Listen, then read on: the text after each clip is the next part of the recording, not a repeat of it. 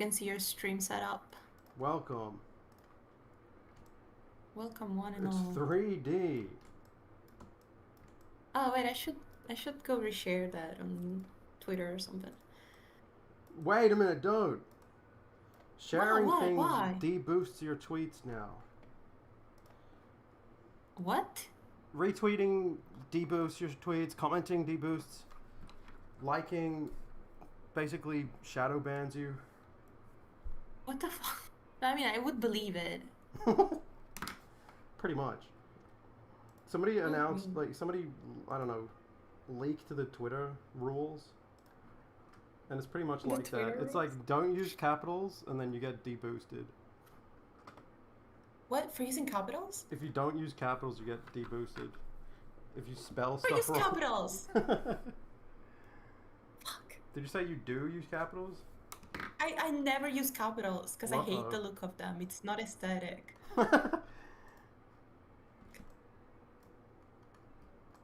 Fuck. Everything's wrong. No wonder, Serena. No wonder Oh your my god, no wonder engagement's off a cliff. me. No wonder my engagement sucks. Is it the same for Instagram as well, you think? I don't know. But your engagement's not off a cliff, I'm just kidding. It's actually No, it's up a pretty bad. cliff. No, it's pretty bad, but it's just because I don't use social media anymore. So I'm just gone. I'm just gone. And every time I post, it's like, okay, you've been gone for 5 months, no one cares. It kind of doesn't seem to matter at all, to be honest, if you go away for a while. Really? I feel like, well, because like posting consistently also doesn't give you good engagement. So apparently nothing does. Might as well not stress over it. No, not au contraire, Serena. So I found out what does give you good engagement. Um, Posting really popular tweets. Yeah, working on a show and You making have to your own post a show. popular tweet, and then Elon Musk will shine down on you. Yeah. Do you think it personally selects what goes viral? That's how Twitter works. It's just a man with tweets coming in every nanosecond, and then he filters them. Yeah, just a little man. One man. That's a reputable job, you know? Okay, well, I should share this. I should talk about it. About what? Your comic? Yeah, no. I should reshare this on Twitter. What should I say? Um, Nothing. Okay, cool. Just just screenshot it and then post a screenshot of it. Deep fried. Is a is a quote retweet better than a normal retweet? Yeah, it is. Apparently, normal retweets don't do anything. Like, not nothing, God, but a normal retweet is less.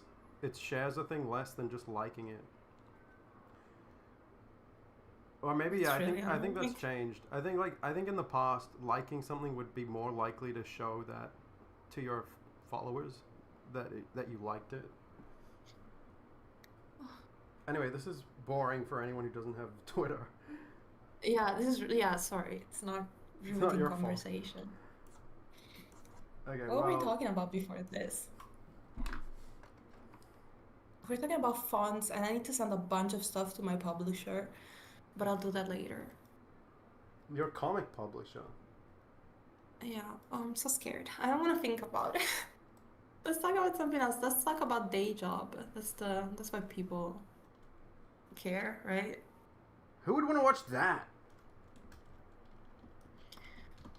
I'm looking at the chat, by the way. Someone asked where I'm from. I'm from Italy.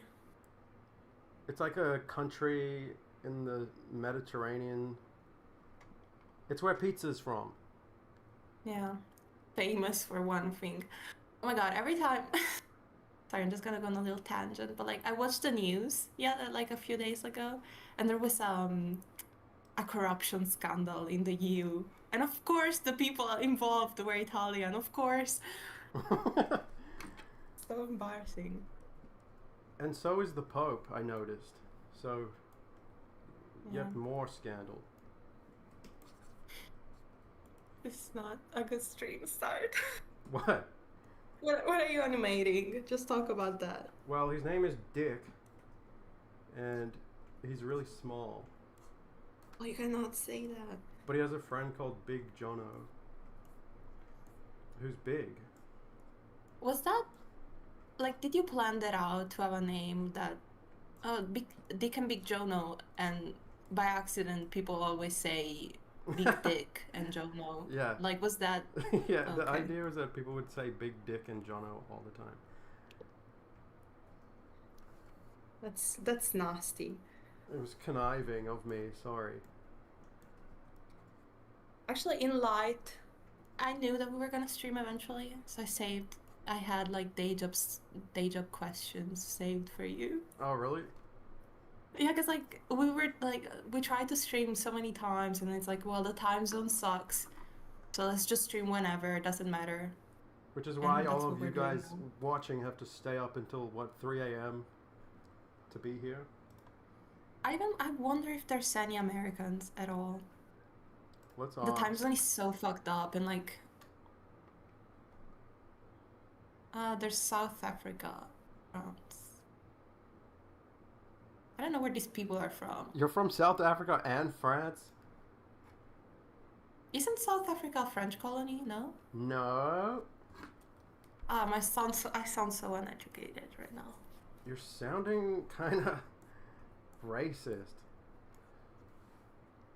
So, what's your name? Tay Reed Zero. I'm from South Africa. But you live in Australia. Paradoxically. But I'm also from Mm. France.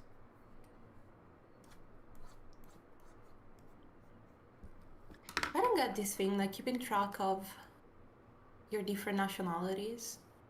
When does it stop? What do you mean? Like, would you say that, because it's like, is like the cusp of keeping the nationality like the grandparent or the great grandparent Yeah, or anyone after? I don't Like, when know. does it stop mattering? Look, I have some concept art of Dick here, which I'm going to reference. And this is by Serena. Oh yeah, I drew that. What's that about? Why'd you draw a monkey? Because it look. I It's was like like, their okay, well, spirit let's animal. rethink this character. I feel like it's a good energy to give him. It's like if you think, okay, let's draw a funny monkey, then it's easier to draw him. He's a meth head or something. But yeah, he's a cute one. I hate him. Like when we first started working on the show, I hated him. I didn't want to draw him. I drew him just once, and then never again. Because you don't like drawing gross people. No, it's because it's not the most fun thing for me. Yeah, I mean, he's inspired by the ugliest man ever. what's that? Yeah, he's inspired by Steve. like redneck Australian culture Oh yeah. and like the Like just Darrows. Like the kind mm, of people you would see in a bowling alley. But yeah, yeah. you said he's not your favorite person to draw. For me, he is my favorite person to draw. I mean, now it's fun to draw because Because his new design is so good now. Like, yeah, Dick and Big Jono as a duo are my favorite thing to draw in day job. I'm surprised that they appear so much in this episode. So, like, how much did they appear in the other 3 episodes? Like, they're not in the second one. But yeah, in the first one they appear, they're They appear twice. twice. No. They yell at the guy. No, they yell at the guy that's like, "Oh, you're Yeah, yeah, stepping that's true. on my lane." And then I Yeah. don't remember what. The Yeah, and then they're at the beginning, beginning where it's like, "I lost my baby." yeah, the beginning is like their main appearance. No, no. Episode 3 is their main appearance, I feel like. And then, yeah, um, they were supposed to appear one more time during the riot, but like, what was it? Yeah, Big Jono doesn't appear. I don't know why. Oh yeah, It was wait. just Dick, and then Big Jono wasn't there because I couldn't draw. I didn't have time to draw Big Jono, so it was just Dick. But yeah, I would have really liked No. if they had two appearances in the last episode, but they just couldn't. It's kind Oh of yeah, wait. remember? Because like I remember that like we wanted to draw a scene with them stealing the trophies. Oh yeah, yeah. During the riot, yeah, it was gonna be one of the shots was gonna have them stealing Rico's trophy. Like I think they've been Yeah. coveting Rico's trophy for a long time, and they just saw that opportunity to just steal it. We should have a scene like that in the future. If there's another riot. We Yeah, should have a riot every episode, honestly. yeah. I think we should probably hold production on this one and add a riot. How much of a what can I how much of the episode can I discuss? Not a lot, I'm guessing. Episode 4. Well, Yeah, of I episode mean, like, 4. for me, it's like I just want to identify spoiler moments and then don't talk about those. Mm, But okay. you can talk about things Well, I that don't guess spoil. yeah. I have to block the spoilers from my mind. Because if I start talking, I'm just gonna end up spoiling something. Because you I have no already know filter. it. Yeah, regrettably, I don't. I'm thinking about should I use reference to draw this? Okay, let me see. Let me see how it's going. But part of the sport of animation is seeing how far you can get without ever using reference. I mean, there's another reference that's him doing that pose, if it helps. Or just don't look at it anymore. Well, this is from a completely different angle, but yeah. But yeah, that's a way more dynamic pose. Okay, I guess I'll get reference up.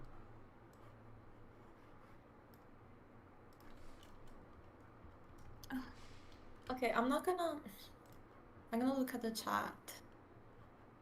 Oh, there's someone up at 4 a.m. in Chicago. Loser. Let me prompts. Oh, there's like a really nice person that said, I really love your comics, by the way, Apple Toast. Your art style feels so full of life, and I really appreciate how open and down to earth your comics are. That's really sweet. Streaming, is this stream gonna be archived? Are you gonna edit it and post it? How does it work? You can, yeah. Okay, cool. Fuck, it's Okay, really hard well, to find good reference of this pose. are you on Pinterest? No, not right now. Do you want me to help you?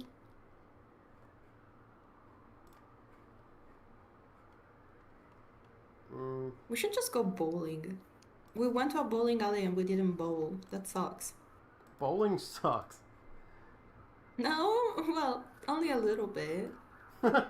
A little bit. I hate the concept of having to wear different The shoes. shoes is the I worst hate. part about bowling. Like, why have they done that? Why have they ruined the sport for everyone?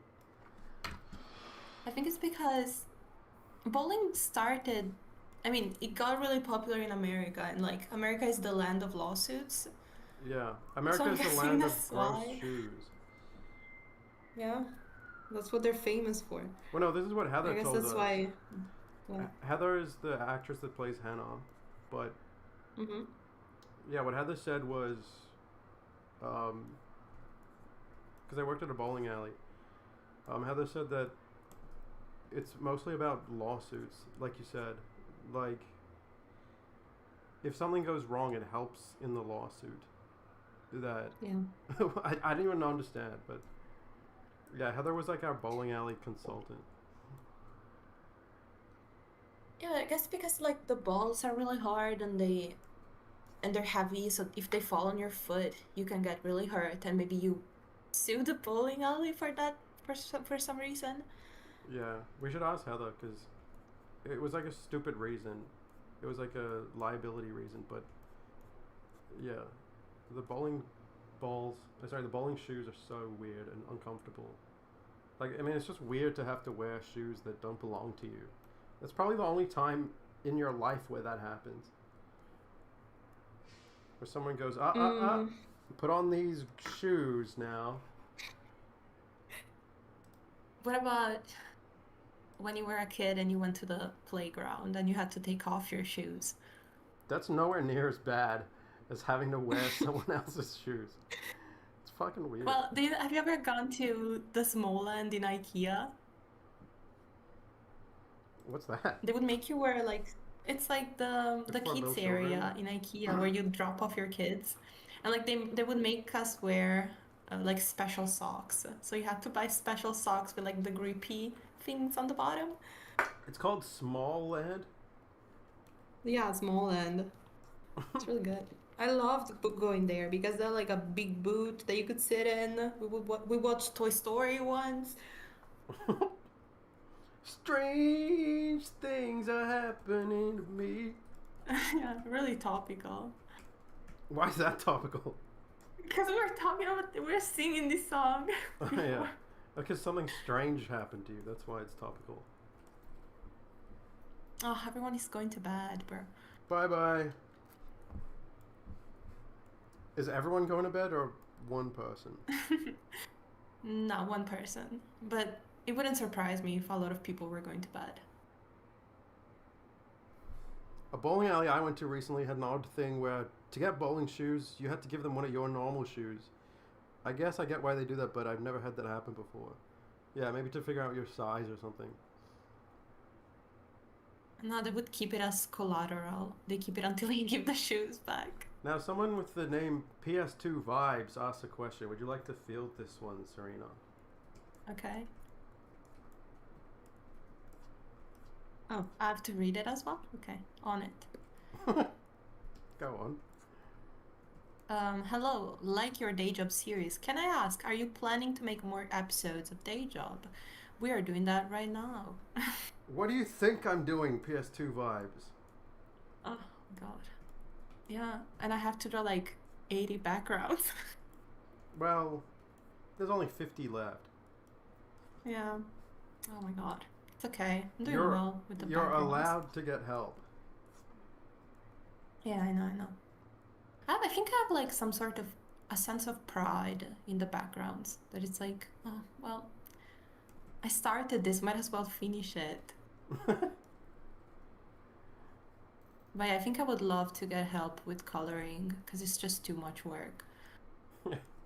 We have to mail your backgrounds to get. Yeah, I know. Yeah, you have to send Isn't them that via fun? airmail to get to the other artists. Because, like, I mean, there's other artists in Europe, but like the other background artist is in Australia. So because they're watercolored, you can't just send them online. So we have to actually send them via airmail.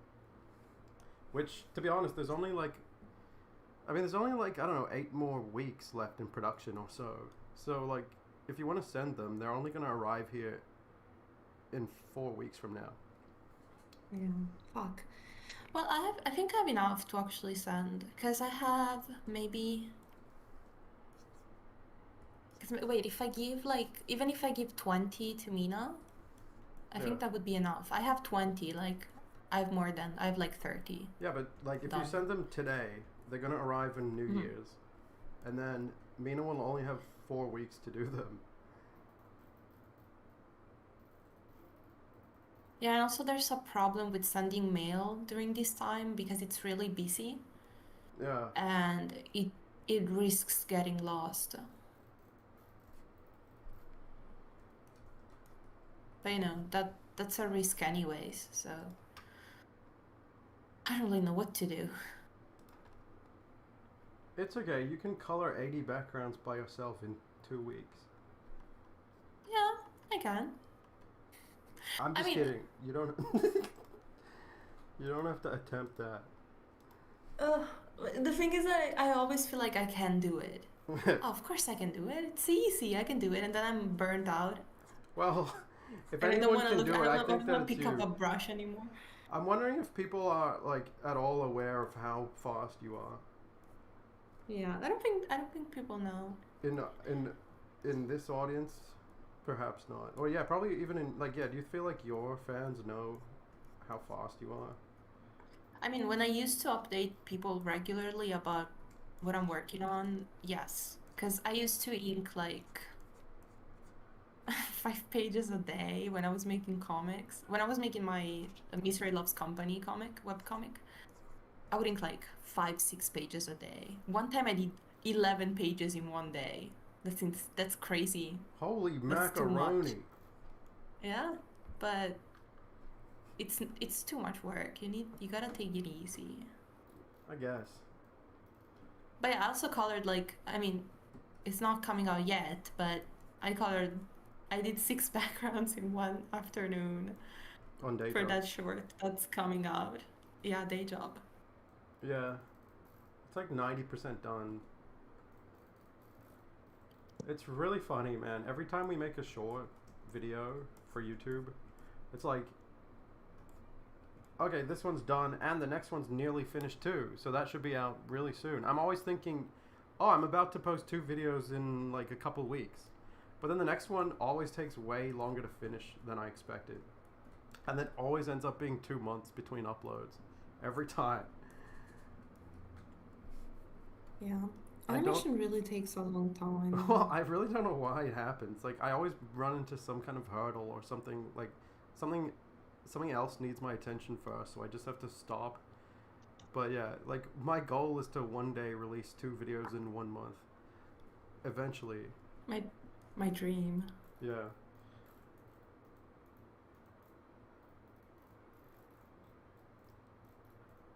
Oh wait! I know this person that's watching Cap. It's a person that I've been knowing for a long time.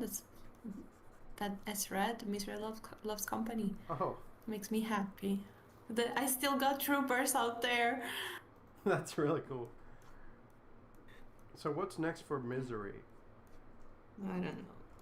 It's really I want to redo it. I've actually I worked on the script for like 3 books, and it's like it's gonna take me years to finish, but I really want to do it.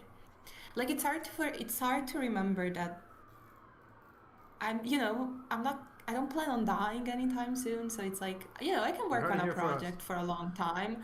I don't have to work on everything this year. Yeah, I guess.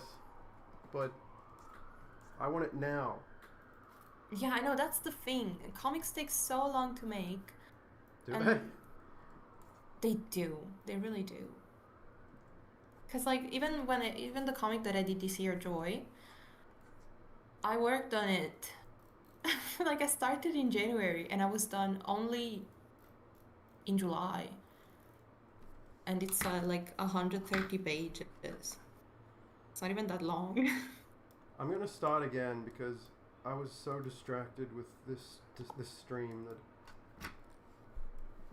I can't even Yeah, trust my own animation. I I'm don't gonna know start how again. you do it. I don't know how you stream and draw. Because I cannot talk and draw. It's really hard for me. I want to try and draw this pose as well. That'd be interesting. Yeah. So wait, how long did Joy take again? Wait, January? Because like I started in January and I drew like the first 2 chapters, but I didn't like them, so I stopped. And then I started again in February and I drew the first 2 chapters again and I didn't like them. And then in March is when I officially started. Like I rewrote the script in February and then I started like officially in March. So with March, uh, what are the months? March, April, May, and June and July. That's 5 months. Yeah, that's what's so weird about writing. Like, you think, how long did this thing take to make? But writing is totally non-linear. Like, And like, yeah, remember with mm, day job this episode? I oh mean, my this episode God. we wrote it back in like March last year, and then, but that was for a pilot, which didn't get made, and then we were like, oh, that was too long. Like, let's make a YouTube video now. So then we were like, well, the pilot is too long, so let's make a shorter video for YouTube. And then we started from Yeah. scratch. And then what we wrote was like, I don't know, 10 minutes, but I didn't like it, so we scrapped it and started again. And then the next one was like 15 minutes, and we didn't like it, started again. And then the next one was like, oh, this is really good, but it needs something. Like, we need to add more here and there because it doesn't make sense unless we add these scenes. So it ended up being 25 minutes. And it's like, well, we had a 25-minute episode over a year ago. And we wanted to make something shorter, but what we ended up with was 25 minutes anyway. Yeah, but it's kind of worth it. It's Yeah, so good. yeah. Like, do you think the episode we end up with is better than the original? Yeah. But it really did take a long time, because, like, think about it. Because, like, I was so busy with Joy, so we couldn't write together. And, you know, then we met up for Annecy, and we still didn't have a script. And Really? Where were we at then, during Annecy? Like, where were we at in our writing? I basically didn't join you almost at all No, for I a mean, day like, job. how much have we Th- written by that point? I mean, can I say, like, you were at, like, where when Ivan goes to the shop? Do you remember? Yeah, you can spoil the scrapped Okay, stories, well, like- when Ivan gets mauled by dogs, we were at that point then. So there was no, yeah, but we already knew how the ending was gonna go, and also that ending. Yeah, in so, like, this- yeah, most of the elements were there. Of, like, okay, we want to do this. And then, like, we could. Ivan gets mauled by dogs. Like, DJ, don't. what the fuck were we thinking with that story? Yeah, you were thinking that, but I did enjoy it because it's funny. Don't put me into this. No, but it's really funny. Come on. You sent it to me the other day and was like, this is really good. Somebody said Ivan goes to the shop. Incredible spoilers over here. Yeah, I mean, that's not a fucking plot point, is it? No, because, like, it's like, I don't know how much I can say. He goes to the shop of a person and I cannot say who the person is. Well, no, you can now because it's gotten scrapped, so you can spoil this Okay, fake cool. episode. Like, you just go, okay, fine. He goes to Rico's cousin's shop. That's not even like that exciting. But I thought, okay, well, I cannot say that Rico has cousins. I don't, well, no. He has cousins does in have that cousins. whole episode. I suck at this. You suck at I not really suck. spoiling, but also revealing the exact amount of tantalizing detail. Yeah, it's like, oh, well, I don't want to spoil, but I might end up spoiling, like, something really important. I don't even care. I'm drawing, like, sorry, I'm drawing Dick throwing the ball. I don't know if that matters to you at all. Actually, yeah, that could be good. Look at me, I'm struggling here. Because I'm trying to fucking do Okay. this pose backwards. Fuck this. I'm not even gonna. I'll think about this later. I'm gonna do this. No, today. wait, I'm drawing it. I'm drawing it. Well, yeah, exactly. I'll wait. Okay, cool. This setup that I've got It's- is so crazy. Like, I wonder if I can do because It- I have the camera window on a different screen. I wonder if I can do two camera windows in Toon Boom. Oh yeah, I can. Okay, that's so much better. Okay, so somebody said he likes I mean, 'cause you- Dick's new design. Yeah, I love Dick's new design. Like, it's actually my favorite thing to draw in this show. I'm really glad you like it. Actually, if you haven't seen yet, like pretty much everything in the show gets development, like visual development by Serena here. So yeah, here's some of the Dick character design from this pilot.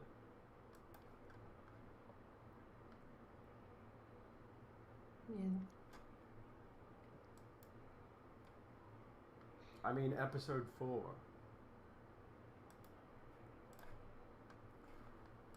Look at that. It's kind of confusing to call it, like, episode 4, but it's a reboot, so technically it's episode 1. Stop spoiling. No, you said that publicly. No, I haven't. Oh, have I? Yes, you have. Did I You say that have. in the No, stream? it's like a little, like a soft reboot. You said that on Patreon as well. And I'm not on your Patreon, and Hey. I've seen it. Oh, okay. See, like I told you I was gonna spoil something. Oh my god. You're in big trouble, Missy. Fuck. Sorry, guys. Sorry, fans.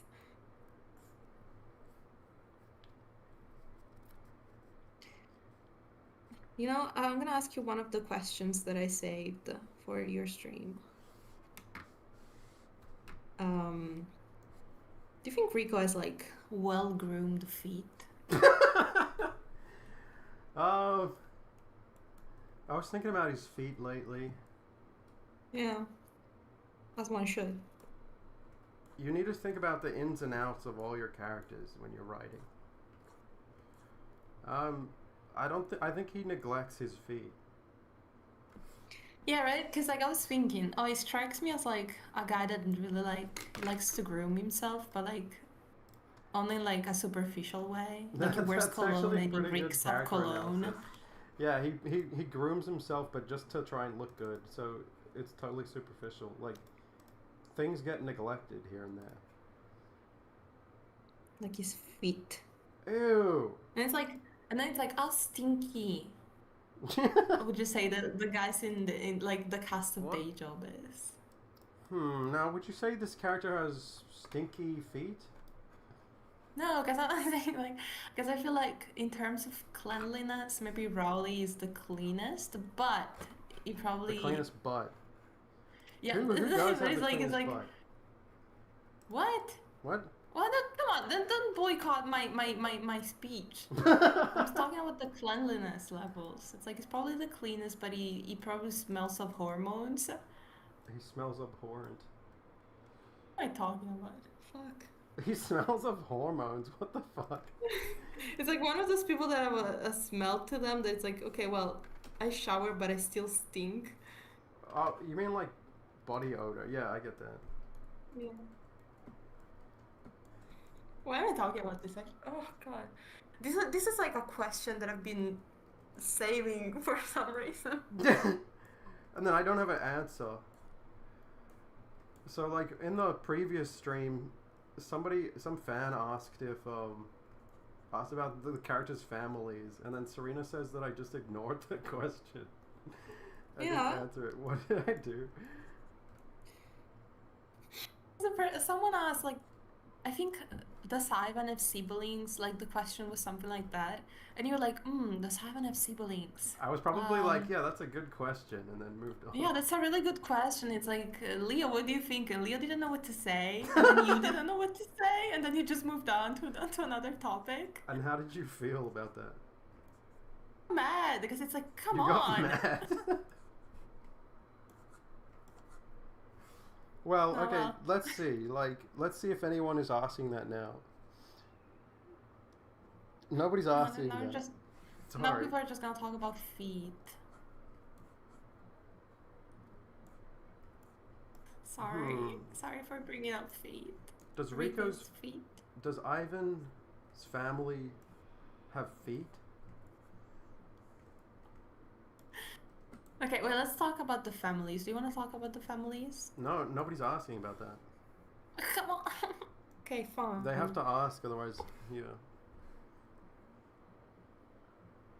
I'm struggling with this pose. I drew like the first pose, but I don't know if the perspective is good because I'm drawing on paper. You should put on your iPad and trace it.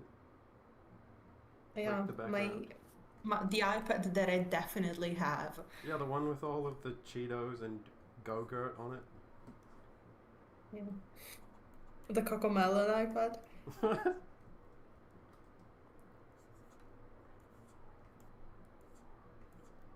So in this scene, Okay. Dick is yelling at Lily because he wants beer. That's really rude. Here, look, I just drew one pose, and I have to draw the pose of him launching the ball. Where? What? Did you send it?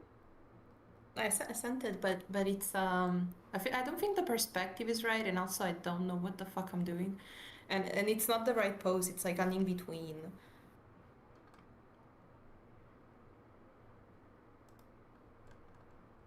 what I'm doing. Thank you, Serena.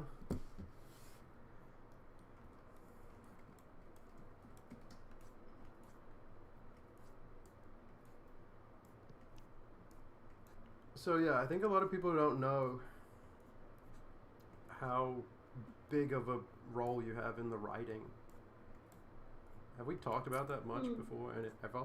no, no, I don't think ever. But it's okay. I don't care. Yeah, I'd rather not tell anyone. No, yeah. I mean, because like I don't think I do that much for writing, especially before. Like in the first three episodes, since it was improvised, you had most of the audio already when you hired me. But No way. when no, well, you were working on the story at the same time, but episode one, I feel like I barely made an impact story-wise. Episode 1 is weird, right? Because it's the first episode that we wrote, but then it's the last one that we animated. Yeah. And we were. Did we change it, like, midway? Because, like, I don't like, we feel like changed, we we changed did. episode 3, like, 5 seconds after we started animating it. Okay, wait. Because like episode one, the biggest change was the only like the only story change I can think about is when we were like, do we put the Dick and Big Jonas scene here Oh, yeah. or here? Yeah, we were just trying to, like, And I was switch like, the sequence around.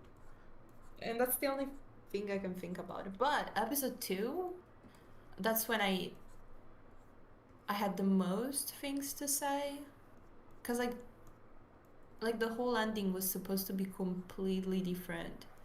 But you pretty much co-wrote episode 2, didn't you? Or no, you just Yeah. you rewrote the ending. Just the ending, I'd say, because like like the episode two is mostly vignettes, so And those weren't written, like, at all. hmm. So you were still the only person writing the episode. You and God. God. Me and Fate. Yeah, Fate wrote the episode for us. But yeah, tell them about the original ending that I wrote. Are you sure? Why? Why not?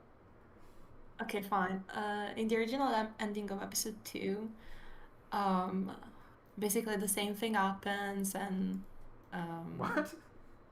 Ivan is fired, and Rico's like, okay, well, we watched your video. It doesn't matter. Now leave. And Ivan leaves, and we like the cameraman follow him, and we see a montage of him like going to a soup kitchen, sleeping in his car, Yeah, he's like just. charging his phone, That's like not how it in a plays bar. out. Um, Ivan leaves and he goes away and he starts getting in his car, and then um, Lily is like, "Don't leave," and then he just leaves and he gets in his car, and then um, Hannah runs out and she tells him to stop. Like, he was about to drive away, and Hannah goes, "Wait, stop! You're unfired." And he goes, "What do you mean?" And she goes, "You're not fired anymore. Look at your roster." And then he looks at his phone and he's like, "I'm not fired," and he's really excited. And then he's like, I "But remember how?" that. And then, like, basically we see that after Ivan went outside, Lily ran to the cameraman and asked if she could grab his camera and show Rico something. And then he's like, "Fine." Yeah, Lily's like, "Wait, let Rico see the rest of the video." Because there's, like, more of Ivan's video that he didn't show Rico. And Oh Lily yeah. takes the camera to to Rico's office and shows him that the rest of the video was about how Ivan was homeless and he was, like, living in his car, and he was lining up at a soup kitchen, and he was charging his phone at McDonald's and stuff like that. Yeah, okay. Yeah, that's true. And then Ivan goes back and kisses Oh Lily or yeah, and something like that. the last thing that happens in the video is that Lily calls him while he's, like, sleeping at a McDonald's or something, and then she calls him, and then it shows him come back to Gutterball, and then he knocks on the door, and then Lily lets him inside, and it's raining, and then they kiss. But yeah, that chronologically that all happened the night before, which is why Lily was Yeah. sleeping at Gutterball. Like, when Lily goes, "Oh, I'm gonna just get my shoes and go," um, that's because she slept over, and yeah, we see in the video the night that she let Ivan come over to Gutterball and sleep there. She let him inside.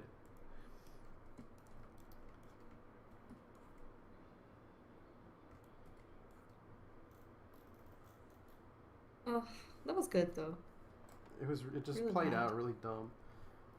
So yeah, Yeah, like it sounds like maybe it even sounds nice wait, did it when sound you nice in my talk about description? it. I don't know. I don't know. Maybe it sounds nice for some people, but it was really It wasn't that like bad. no, it was like really convoluted and confusing Oh yeah, it was like and non-chronological, so it was confusing. yeah, and also I felt like the kiss was like It was it was unearned. really Like nobody cares that they yeah, it kissed. was We like just found out about these two characters. We're not like excited that they kissed. yeah, and also I don't like kissing. Like I'm gonna never stop saying this. I hate like you really need to earn a kiss. You mean, are you talking You about cannot in just film? drop it there. You're talking about in Yeah, storytelling. in everything, I find it extremely more romantic when you don't show any affection, like physical affection. Yeah, that was the comment that you made on the story that made heaps of sense. Well, not that. What you said was you were like you don't need to have dialogue all the time, which is like Yeah. if you come from a TV environment, it's like everything is script driven. So it's like everything is written on the page, and there's nothing is like visually driven in terms of getting the idea across on your first pass. Like even cartoons are script driven, so like they'll always have like a descriptive sentence telling you what's happening, or Yeah. even dialogue. Like most of the time it's dialogue, to be honest. So like characters are always just spamming the fucking show with pointless dialogue trying to explain things. And then Serena was like, you don't need to have them say anything. Like at the end when Rico, at the end of episode 2 when Rico slams the door and leaves, he leaves Lily and Ivan alone. I was like, okay, what do Ivan and Lily say here? And Serena's like, it's way better if they just don't say anything. And that Yeah. blew my mind. I was like, holy shit, you can not have dialogue for more than 1 second?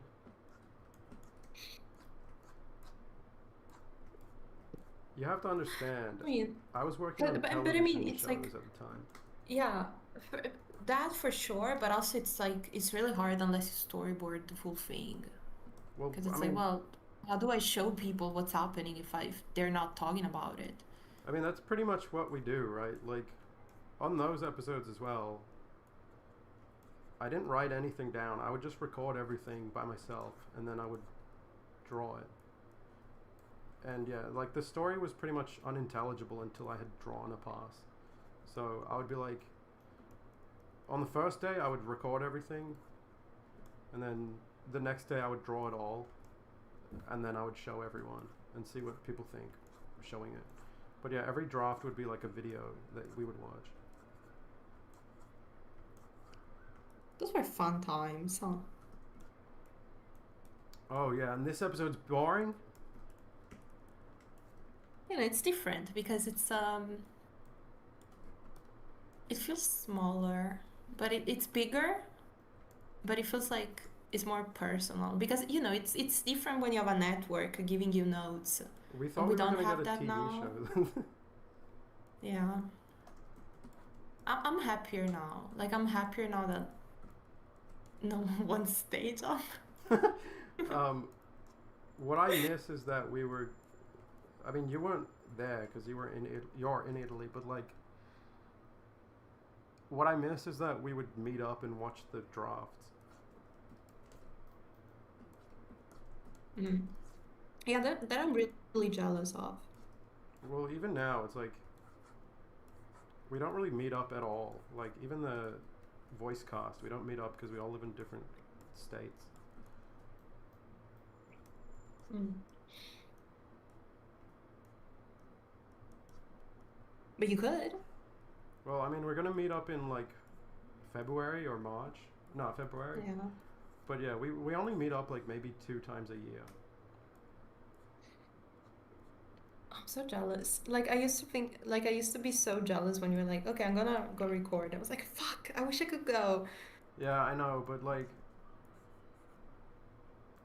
you and me meet basically with the same frequency as Yeah, that's everyone true. else.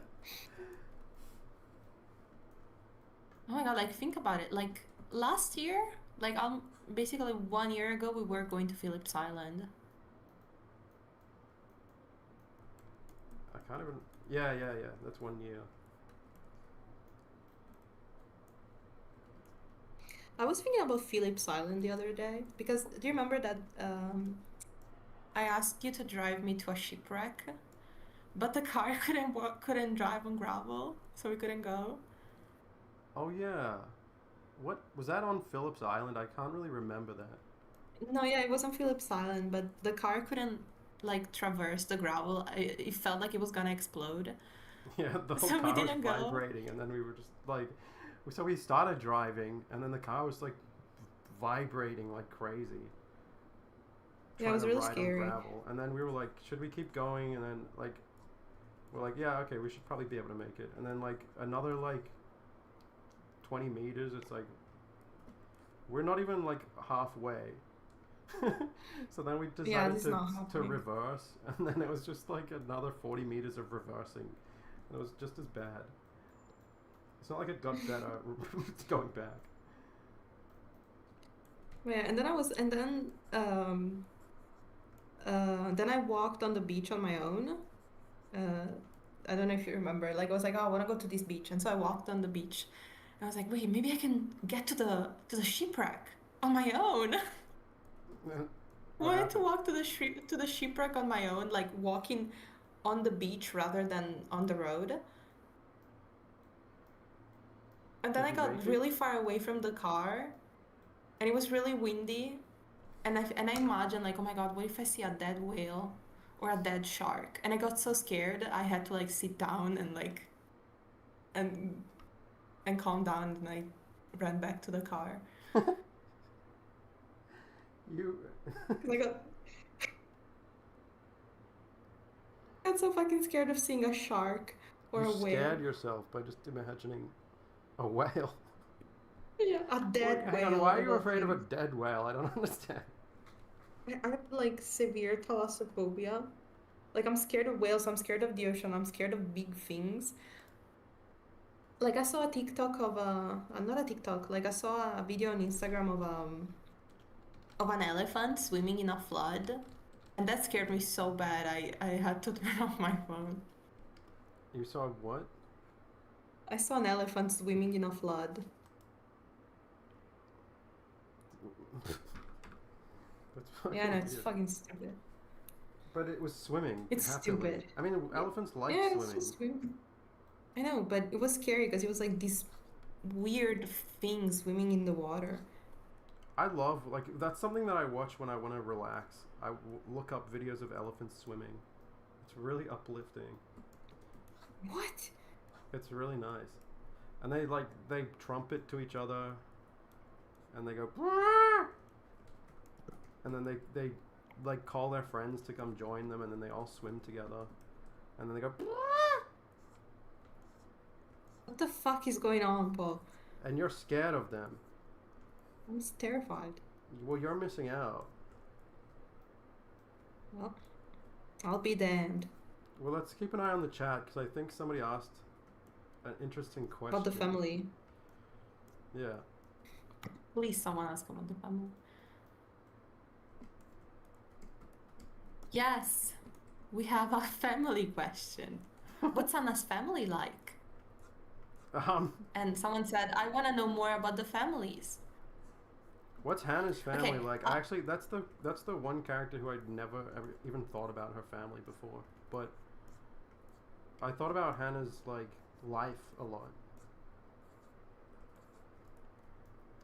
I think about that too, because I feel like she lives in a house with a lot of roommates, Yeah, yeah, and they're all really good friends. So she has a really nice situation at home. yeah.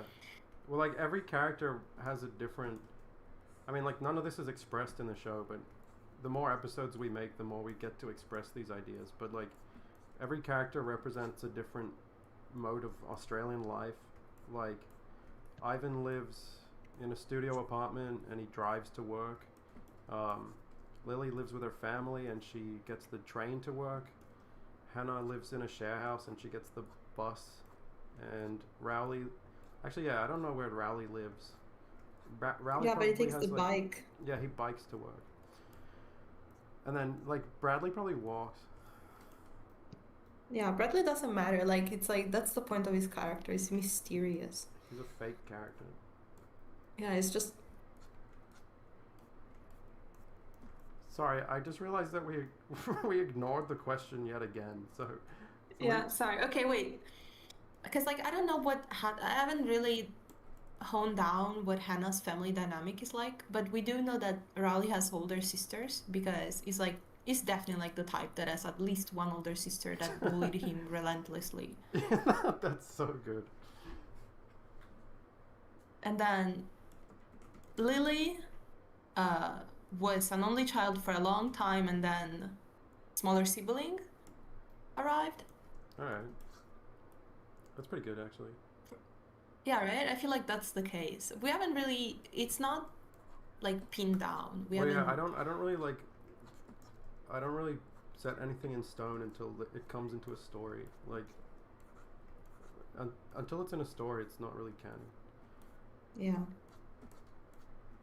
So like everything we're saying could be completely different next week. Next week, probably not next week. Maybe this afternoon. Yeah, that's what I mean.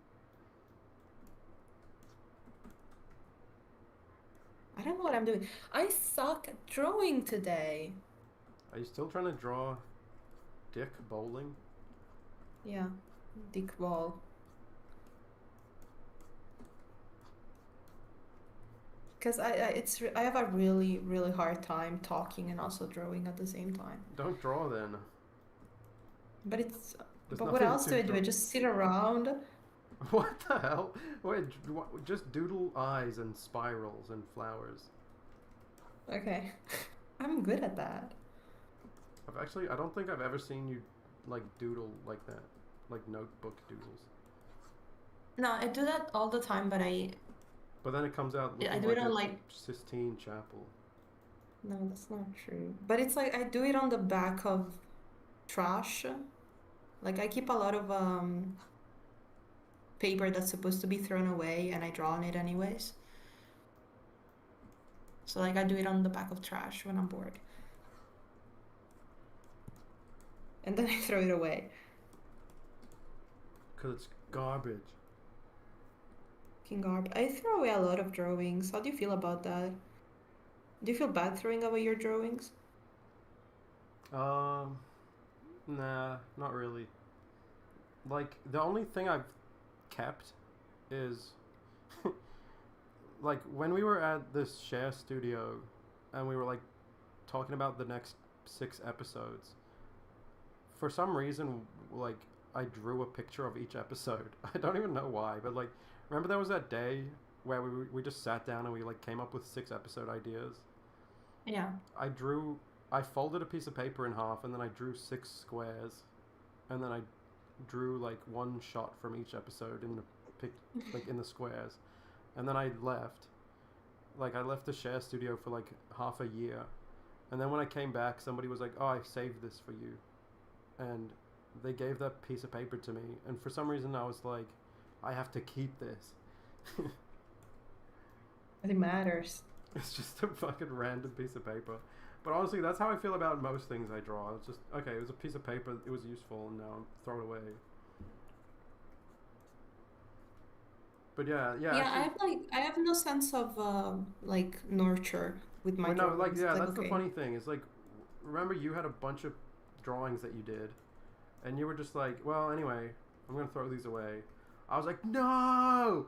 Because, like, I really Yeah. didn't want you to throw away, I didn't want to throw away your drawings, because they just look so fucking cool. But mine, meanwhile, I'm just like, yeah, chuck that shit out. So now I That's the still. thing, because like people always see more value in the things you do. Well, And now, now yeah, what? now I just have a big folder of all of the drawings that you tried to throw away, and I kept them. You can throw them away, they're useless.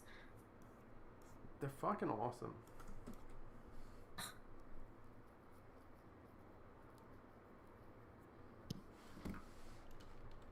Oh, wait. We have a question on stream. Question for both of you. What's your favorite non-main character? Well, yeah, Dick is my favorite character to draw. Just overall, he's really fun to draw, especially Well, with I his cannot new say design. more. I don't think I can say mine. What is it like a spoiler or something? Yeah, it's a spoiler. Oh, what the fuck! I just deleted a drawing that I needed. Oh well. My character is a spoiler, but like I mean, I would say that Rowley is like non-main character. He's barely there. So yeah, it's probably Rowley. Like it's Rowley, and then if he's too main of a character, someone else that is gonna be around in another episode. A new character, yeah. It's funny the idea that there's a character that you can't even name because it's a spoiler, but Yeah, I hate that. that just goes to show how intriguing this show is. We're building intrigue. Am I stupid? I deleted this drawing I need. Hang on. I got it. Yay. Now, yeah, what's this? People asking about Rico's feet. What's this? I mean, you're the guy that finally decided to make their feet bigger. Was that me? Like, Like, I mean, no, I mean, I don't think I came up with the idea, but I definitely embraced the idea of everyone having way bigger feet. like the biggest thing that was redesigned from the original show is the size of their feet and their hands. Yeah. Because they had like really, like normal proportions, but I always wanted to have like almost like panty and stocking, not that exaggerated, but like, like chunkier legs and bigger hands. And Can you also like the hands in the first three episodes are like palm trees, so the hands are normal now. can you find that Tezuka drawing about women have to have small feet? Oh fuck, I don't know where I put it. Wait. But yeah, when I was like a teenager, um, I got the idea from Wind Waker that characters should have really tiny feet because like in Wind Waker, everybody's feet are like 1 centimeter, and I was like, that looks cool, so I just started doing that all the time. But I don't know, at some stage in development, I guess it would have been you drew a picture of them with like big feet or something. Does that ring a bell? Yeah, I mean, I don't draw them. I don't draw the feet as large as they are now. Uh, so it's definitely more exaggerated in day job than what I would normally draw. And Yeah. like if you see my normal like concept art and like development stuff, their feet are not that big. But they're still bigger than the first three episodes. Well, yeah, that's on screen now. I think it was What the here. Tezuka? Like this would have probably been the Oh, first time where you drew Hannah with like flaring calves, and I was like, that is a genius idea. yeah. Wait, but there's even older stuff. Wait. Well, look at this. Like Hannah's legs there look really fun. Oh wait, watch out. I don't know if there's spoilers in these. There's not. Okay. But yeah. How can you? Yeah, that Hannah is like the legs are there pretty much. Yeah, that looks really fun. And you know what's really funny? It's like I'm trying to think what other show does this because this is obviously a really established trend, and people do this. But like, I was thinking, I'm like, what show actually does this? There's Panty and Stalking, yeah, but and then like Mega Man characters do this too, but I can't think of a show that does that. Mm. I mean, it's definitely a trend. Like Tezuka would draw Astro Boy with the flared legs and feet. So Yeah. that kind of stuck around. That influenced a lot of people moving forwards. So yeah, the Tezuka picture that I was talking about, what was it, like a doodle that he drew? But yeah, he doodled in a book Yeah, somewhere. I sent it to you Oh on yeah, okay. um, Discord. What? Yeah, these are just sketchbooks, guys. Yeah, this. Wait, translation, please. Fratello grande, quanto volete. Yeah, make it as big as you want. I cannot see it. It's not on screen. Okay. Yeah, it's like make the boobs as big as you want. Even like pointing to the ass. Even this needs to be as big as possible. And then Il draw più feet grande as small as you possibile. can. Yeah. And then it says, I don't agree with this style. I think you need to take this picture off because maybe YouTube will censor it. YouTube's gonna shoot me in the face if they see that. Yeah, they're gonna kill you. But yeah, And then it's it says, just it you says, need to make draw her like feet as small as possible. yeah. I don't agree with this because it's like his point is also that the female body needs to be as sexual as possible. It's like no, that's not really the point. Wait, is that David in the chat? Who? Wait, somebody donated money. Is that? You can do that? Oh my god! Thank you so much. I didn't know that you could donate. I thought that I thought I had disabled that. Thank you. No. Thank you for the money.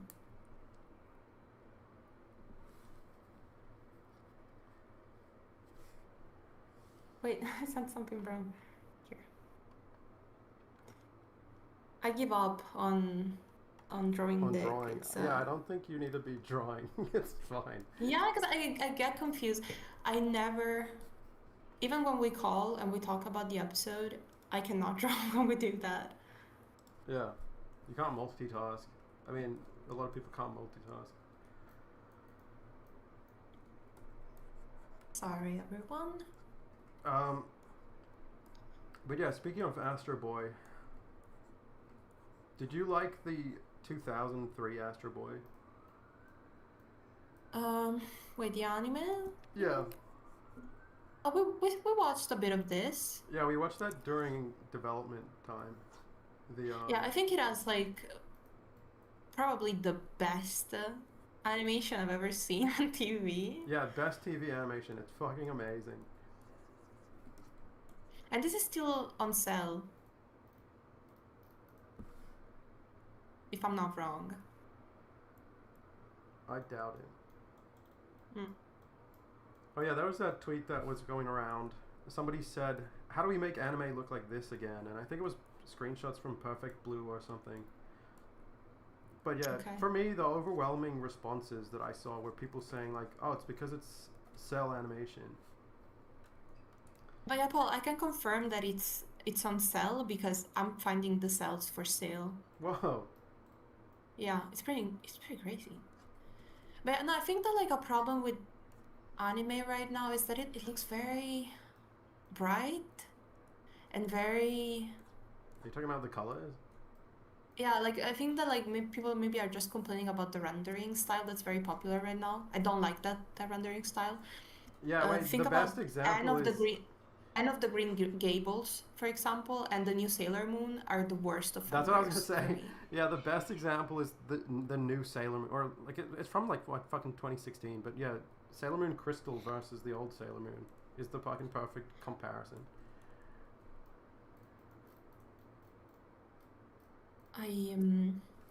Oh my god, because like I was searching Sailor Moon screenshots the other day, and And like Sailor Moon I Crystal was stuff comes up, right? yeah, and I was because like I was searching like okay, well, Usagi eating, Sailor Moon eating, and there was a comparison of like the you know like how she makes really exaggerated faces when she eats, and her cheeks get full, and she has like those happy eyes, and A then story. the newest anime, the Crystal version, just has none of that. It's just tiny mouth big eyes, everything is shiny, and it's ugly. Sorry, it's really ugly. Looks like poo. Yeah, people sitting around scratching their head wondering why anime doesn't look as good anymore. Um, it's because there's no culture of artists. That's my take. Like the artist culture was like it was well funded. It was like they had enough money, they had enough budgets. It was like a viable industry, and you could have a culture of just Mm. practicing drawing with your friends. There was like inspiration. I mean, like you, to me, like a really crucial element of trying to make something good is that you have to feel like there's actually potential. Like you have to have inspiration. You have to feel like your work is going to actually pay off and mean Yeah. something. So yeah, if you're making a show and you can pretty much guarantee no one's going to watch it, how hard are you really going to work on that? You're not going to really feel inspired. But yeah, I think in the 90s, especially in OVA times, and this is also why I think OVAs are all the best things, like the best series, is because there was so much potential for your thing to take off and make an impact. So like, think of like the first OVA to really take off. Mm. A bit hard to think of what that would have been. Like probably, Well, wasn't that like pro- Angel Sag or something like that? no, it would have been like Gunbuster. But Mm. yeah, like after seeing Gunbuster come out and how popular it was, or how it rocketed the studio, it would have been like, holy shit, we can just do this. We can just make something of our own, and it could actually succeed. And then like you would feel so inspired by that, being like, yeah, let's try and make the best anime that we can. And you're really trying, but like when the environment changes, psychologically, it's not the same situation at all. To like in 2015, to be like, okay, we're gonna make a remake of Sailor Moon. Like, who in that team was thinking, oh my god, this is gonna be a massive hit. This is gonna change everything. Like, nobody was feeling that inspired about that project for sure. So like, it begins to just feel kind of like a paycheck, and like I think most jobs feel that way. But the problem is when an animation job starts to feel that way, because you want animation to be different. Mm. Like you want animation to feel like a place to be artistic and creative, and to have the glory of making something that gets celebrated. But yeah, I'm pretty sure that feeling would have been absent when they were making Sailor Moon Crystal. Well, isn't that most like you can say that about anything? About anything? No, I definitely wouldn't say that about like 90s OVA anime.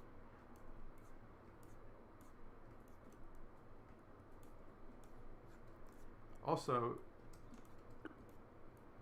like, I don't feel that way about shows getting made at Glitch. Like, if Glitch announces they're making a new series, the overwhelming reaction is, oh, this could be the next big thing.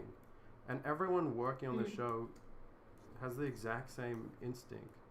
Everyone there is probably also like, well, this could be huge, so you're really excited, you're really inspired,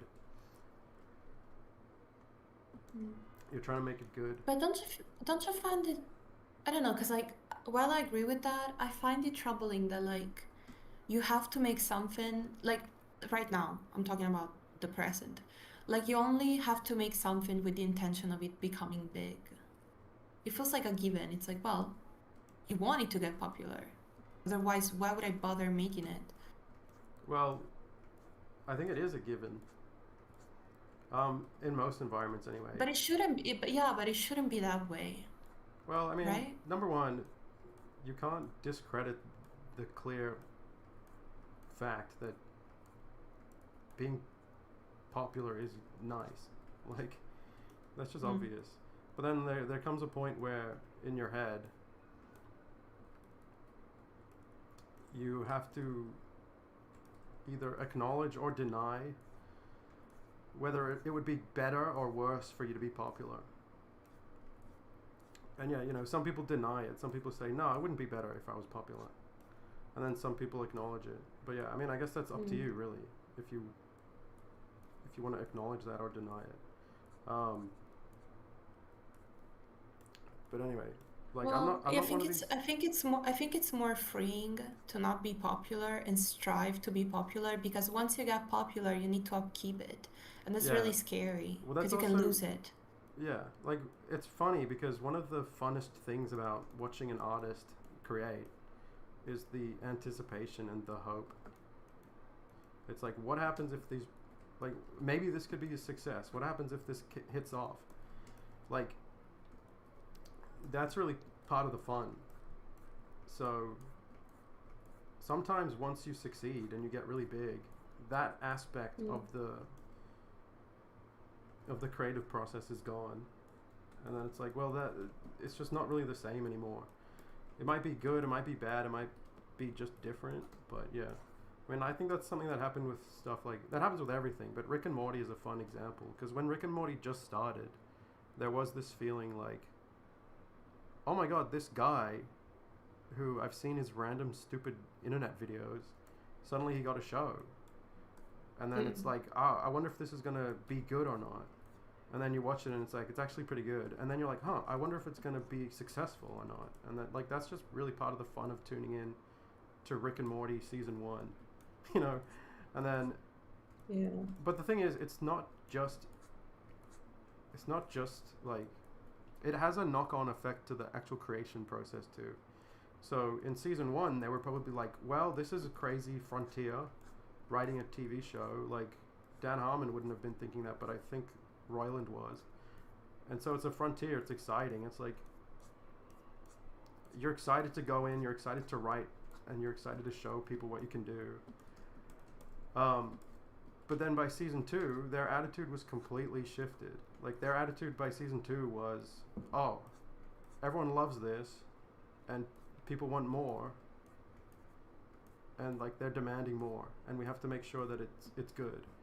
So it's like that's a different environment to be writing in.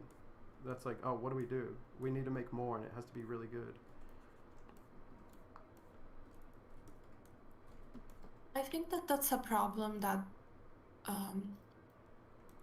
because have you noticed that, like, it always happens when shows get big. As soon as there's a monetary interest, you can tell, and it stops being it stops it just stops being anything that made it good. Well, yeah, I don't really pin it all on the monetary aspect. Okay. Well, I think that this is also something that happens the most in animation. Like, I don't think that you can Yeah, yeah. really monetarily boycott a comic or a book. That's actually, yeah, that's something I was going to say a minute ago. It's like, you were talking about this. You were talking about how, is it good? Is it better to be successful? Is it better to make a lot of money? I'm thinking like, in animation, yeah, but that's because animation is expensive to do it right. Yeah. But that's what's so cool about comics.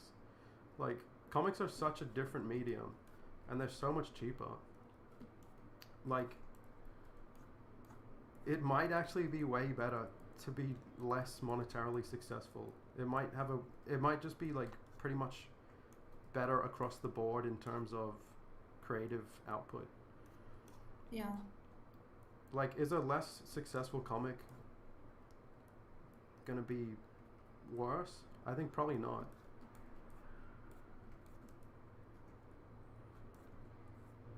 I think, yeah, it's true. It's just animation takes It's because too yeah, much. How because do you you say? need so Like, much also money. manpower. Yeah, yeah. So yeah, I think the goal for animation is overwhelmingly, we need to make this successful financially so that we can keep doing it. Otherwise, it's not feasible. So then, yeah, money becomes a pretty big object.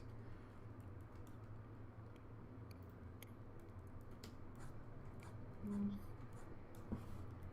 But what does the chat think? What do you think? Okay, let's see. See what are they saying in chat. Yeah, yeah. Some of my friends come in now and they're asking, like, they're adding to the conversation. Like, my friend Leo, chimed in, and he says like, he said, "How much bug could Ivan eat?" And yeah, that's something I was thinking about, especially in this environment. Mm. Like, if we had Ivan eating too many bugs, people would call it like a fucking environmental. They would probably call it like propaganda. So yeah, no, I really appreciate the comment.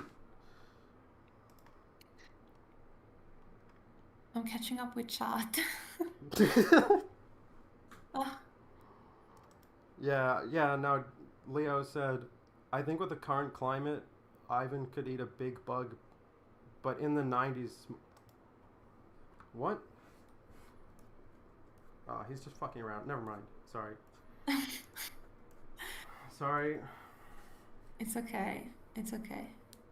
Besides, we don't want to spoil the bug episode. So Shh. What the fuck? sorry. Fuck. I told you I was gonna You know spoil what? something. You know what? Just fuck the stupid bug episode. I don't even want to do it anymore. No. It was really cool at Sorry. first when we came up with it, and we were like, dude, Ivan should eat a bug. And then, like, all the people were saying, no, you can't do that. It felt rebellious. But at this point, it's just like, every fucking character is eating bugs. Like, fuck, I don't even care anymore about the bug idea. I'm sorry. Sorry, guys, for ruining the bug episode. Leo said day job / Erky Perky. I don't know what that is. You don't know Erky Perky? Hang on, Leo. I'll search it. Leo, is Erky Perky like Scottish? Like, where is that fucking show from? It's like a Scottish No, it's show Australian. Oh, It's Australian.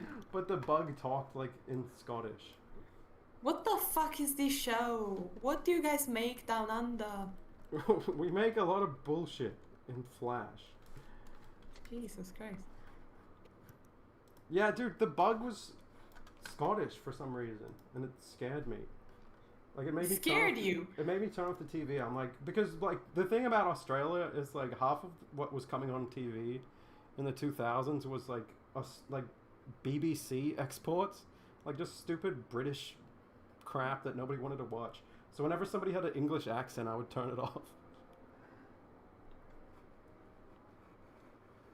Oh my god, this show is outrageous. Cap_R says, "What the hell is that?" Yeah. Pineapple That's the CO only says- valid response. Pineapple CO says, "The name Erky Perky." Cap. What perking they perk? Yeah, Cap_R also said, "Bug episode, please." Oh, we'll reconsider the bug episode. You know what was fucking really good? Girl stuff, boy stuff. What is that? You didn't get this? I used to think the chicks on this show were hot when I was like 12. Oh wow, I love this style, man. It's like giving Lola and the other boy. Oh yeah, Charlie and Lola. Yeah, Charlie and Lola. I loved Charlie and Lola when I was a little girl. Somebody said really, but like, I don't know what they were asking. Just really. Oh, wait, you know what? There are so many obscure TV shows for children. Because like I feel like at some point in the 2000s, every country was making their own little animated show. Every country. And Well, yeah. because Go on. most of the stuff I watched was from Germany. There were many things from the Netherlands. I watched a lot of things from Spain. They would come to Italy and I would see them. So Well, like there's every country was trying to do their own baby thing. There's a show called X Ducks, and this shit I really liked as a kid. X Ducks. As a kid, this shit was so good, and I think it's German. It's not on screen. I don't know if that's the. Are you sure? No, it's not. Oh my god! Wait! I used to watch this too. X-Ducks. I loved it. Because like I had a thing like in middle school I was like obsessed with graffiti culture and like skater culture. So I would like I would draw like this. I was like, oh, I need to draw like characters with big baggy jeans, and You I was need to, obsessed with Sum 41. Serena. You need to release the X-Ducks files. We have to see your old X-Ducks art. I don't know if I have it.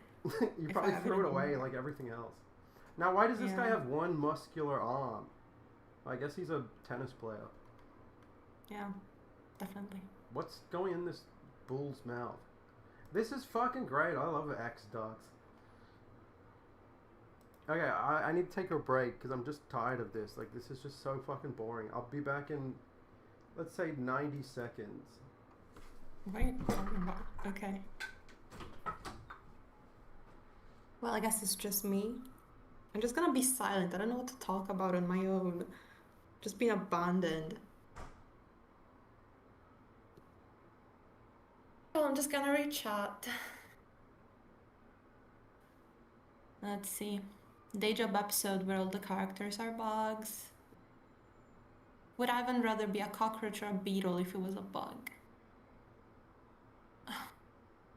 I'm hoping beetle because cockroaches are gross. If I were a bug, I would be a snail. Is a snail a bug? I think it should be a bug if it's not.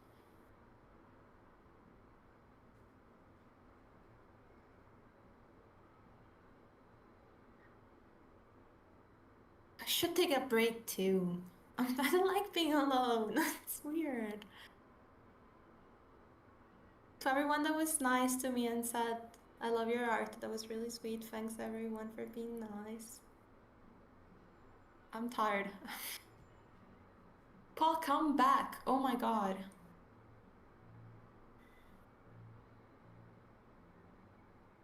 Bugs? What do you mean snails are crustaceans? Oh, that's weird. Let's not talk about bugs. Oh, wait, actually, let's talk about bugs. Is it acceptable to say that not all bugs are equal? Because I really hate spiders and I really hate centipedes. But some other bugs like beetles and, like butterflies and caterpillars, those I like. But there's some bugs that are scary. So like, is that acceptable to say, or should I say that all bugs are beautiful and important? Enough of this. What? I've been sitting here this whole time just waiting for you to stop. I finally have to step Right. in and say something. Well, like I finally got a groove going, and I finally you interrupted. Thank you. Sorry. This Sorry. person said you're not a real bug fan if you aren't into cockroaches and spiders, and I agree. I agree with that. I'm into crushing them. But the thing is, it's like I go to the museum. I go to museums and I look at bugs that they have there, and that's fine with me. That's fine with me with seeing bugs in museums and seeing bugs in the wild. What I don't like is when they're in my home, and that's when it's a battle, you know? Entering my home was the first mistake. And the Yeah, last. exactly. Like if I was the size of a bug and I walked into the house of a spider, the spider would kill me and eat me. So why can I not do the same? I mean, Is that controversial? let's check the chat on that one. Yeah, I think they're all siding with me.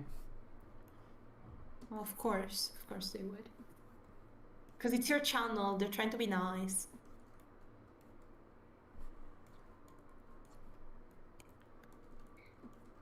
I declare it is okay to kill bugs if they enter your home. Hmm. Do you want to talk about shows and movies? What's the last thing you watched? X-Ducks, Erky Perky. Like, no, not on your screen. Like, what? Like something animated that you watched. I watched You're Under Arrest, the anime OVA. Oh yeah, Yeah. But I Is couldn't it find good? the Is it sub. worth checking out? It's fucking cool, but it's really like it's. I was surprised. It's a drama. It's like a stupid relationship drama, and it's got that Japanese style of everyone is a complete and total little bitch. Like nobody can say their emotions. Everyone's just like hiding all the time. Dude, it's pretty Oh yeah. crazy because it's about police officers, and they're still acting like teenagers. Like there's this the police chief is like a teenage boy, and he's like scared to confess to his crush, and the whole series is about his crush, and he can't say anything. It's like you're 30, man. Come on. Hmm. I don't think. Okay, well, I'm just gonna say something right now, and Don't say it. I I don't like Japan. uh most anime because I hate anime tropes. You think that's I hate controversial? the way. I don't know, because a lot of people like anime, but I cannot stand. Like, to be honest, this also spans to animation. There's like some tropes that we just cannot seem to run away from. Like what? Like in animation, it's like we always end up making it kind of kiddish. I mean, yeah, yeah. Animation is always. I don't know if that's really like anyone's fault though. Like, anyways. Yeah, I guess just by nature of being a drawing, But that's why people the love people anime that so do much. it. Like when anime does something right, people are like, "Oh, thank God! Finally, somebody did something that's actually mature and animated." Like that's why Mm. Akira is so long-lasting, enduring. Yeah, but most of anime is just nothing. It's just slop because there's so much of it coming out. It's Well, like already what gets here is it's filtered. Well, whatever. I don't know. This is too big of a subject, and I'm really like bad at talking about these things on stream well, because that's I know another that reason people are why I really listening. love stuff from the OVA times is because everything that came over here was imported. Like there would be some anime fan who has like a little import business who would like watch all the Japanese anime that didn't get translated, and then if he found something good, he would be like, "Oh shit, this is good. I need to import this," and then he would share it. But like any anime that we got like in the late '80s was because it was recommended by somebody or somebody decided to Mm. import it. But yeah, I don't think any anime studios were actually importing anything at the time. Like, I think it was fans deciding what gets brought over, and then it would all be fan subbed. You know what would be really interesting? Like, it would be really fun to Mhm. find some '80s fan subs and see how good or how bad they are, because it's like it's possible that they would maybe even be better than like commercial subtitle. Oh, sorry, commercial dubs from Oh, that's usually the case. like the '90s and 2000s. Mm. I mean, usually it's kind of well known that anime fan dubs and fan subs take a lot of pride in what they're doing. Also because like other fans can be ruthless. So it's really important that you stay as accurate as possible to what the original author intended. Yeah, yeah. I love the pro subs debate. Like, I love people who complain about bad dubbing, or even people who complain about bad subs, bad translations overall. Mm. Because I'm the kind of person where if somebody goes like, somebody puts in like translation notes, and like they'll have the characters say something in Japanese, and then they'll put a note to explain what that is. Oh yeah. I love that. I'm like, okay, I'll just pause the show and learn something real quick. I'm cool with that. Yeah, I like when they do that. Because They do it's it fun. in a lot of manga translations as well. They put a little NB at the bottom. Yeah, yeah, but like that's how you tell a fun translation from a boring one. Like a really commercial one will be like, "Oh no, we want to make sure that this is accessible to everyone." And so, let's just localize it. yeah, I guess that's what the debate pretty much amounts to. It's like, do you like localization or do you like literal translation? Um, yeah, I mean, I'll pretty much always watch the sub. If it's a movie I really like, I'll watch the sub and then I'll watch the dub on rewatch or something. But Mm. I'll pretty much always watch the sub, which means, yeah, I'm gonna have to pause. So yeah, if I'm watching anime, then I'll just be pausing intermittently. So yeah, it doesn't bother me if there's a translation note and you have to pause to read it, because it's like, well, I've already accepted that I'm gonna be pausing all the time.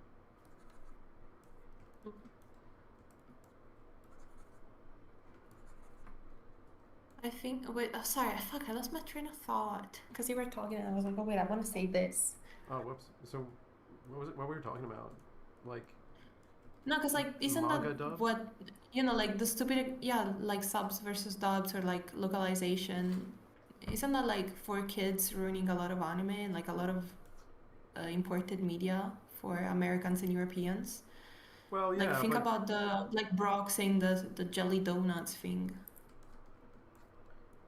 yeah, well, there was a really big anime. Sorry, there was a really big YouTube video called "Pokemon Used to Be Japanese," and I think it went viral. But yeah, I Mm. watched that, and I think he was defending 4 kids or something.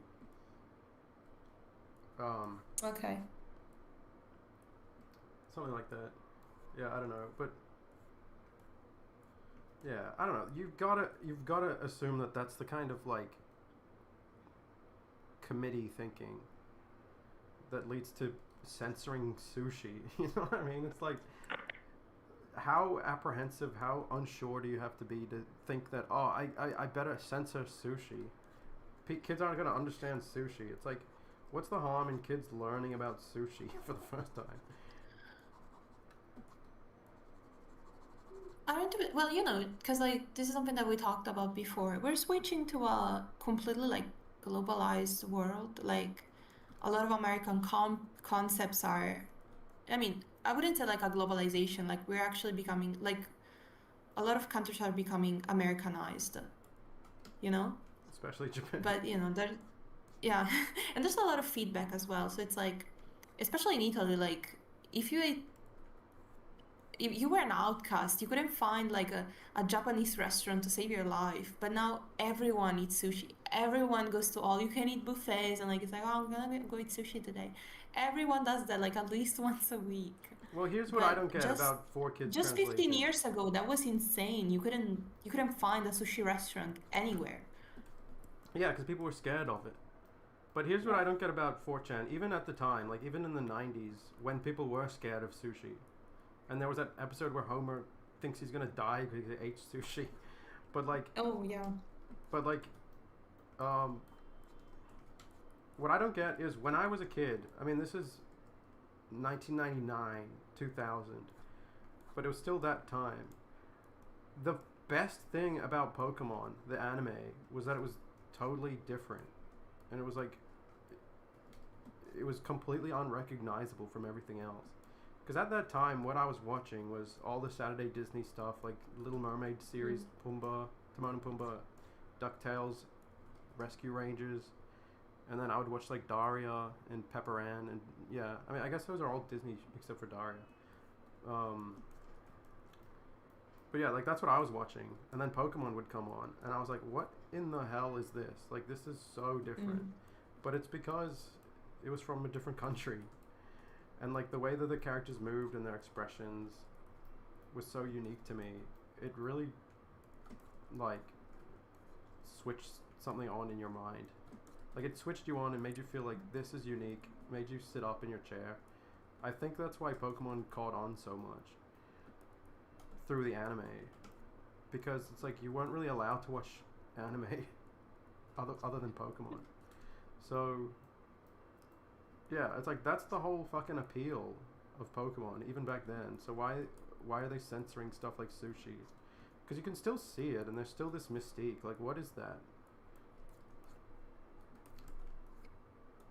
Hmm. Yeah, censoring it completely misses the whole Wasn't point. that I mean, wasn't that the time of like the MSG scare? Everyone was scared of Oh yeah, ethnic man. food. people were afraid of MSG. That's really funny. Which is not even used in Japanese cuisine, but they were thinking, oh, Asia, everything's the same. Well, I mean, it just goes to show that people weren't globalized successfully yet. But now we Yeah. are. Now we are, and that, with all that brings. And now Ivan eats bugs. Yeah, now Ivan can eat bugs on TV and no one gets mad. I think they're censoring that. What? Why? They're gonna change it to like jelly donut.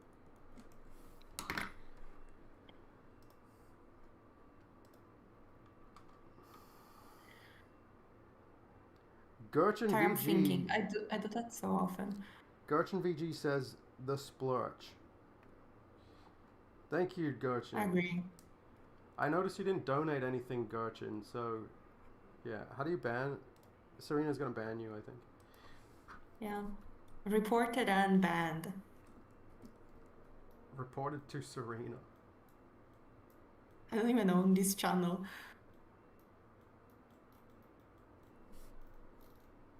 Oh wait, I can chat. Oh wait, no, I don't want to use my account. Apparently, Lily is in this scene. This is one of the only times in the whole show where I put the camera parallel to the wall. Like, I don't know if people are interested in stuff like this, but like, if you watch Day Job, you'll notice that the camera is never ever parallel to the wall, pretty much ever. How do you feel about that? Mm, well, look at how they're sitting and look at the bowling ball return. It's not even that parallel. Oh, you It's mean not a this? straight. Yeah, the shot of Lily talking to them. Like when he zooms out a little bit, it's not exactly a parallel shot. Yeah. It's not.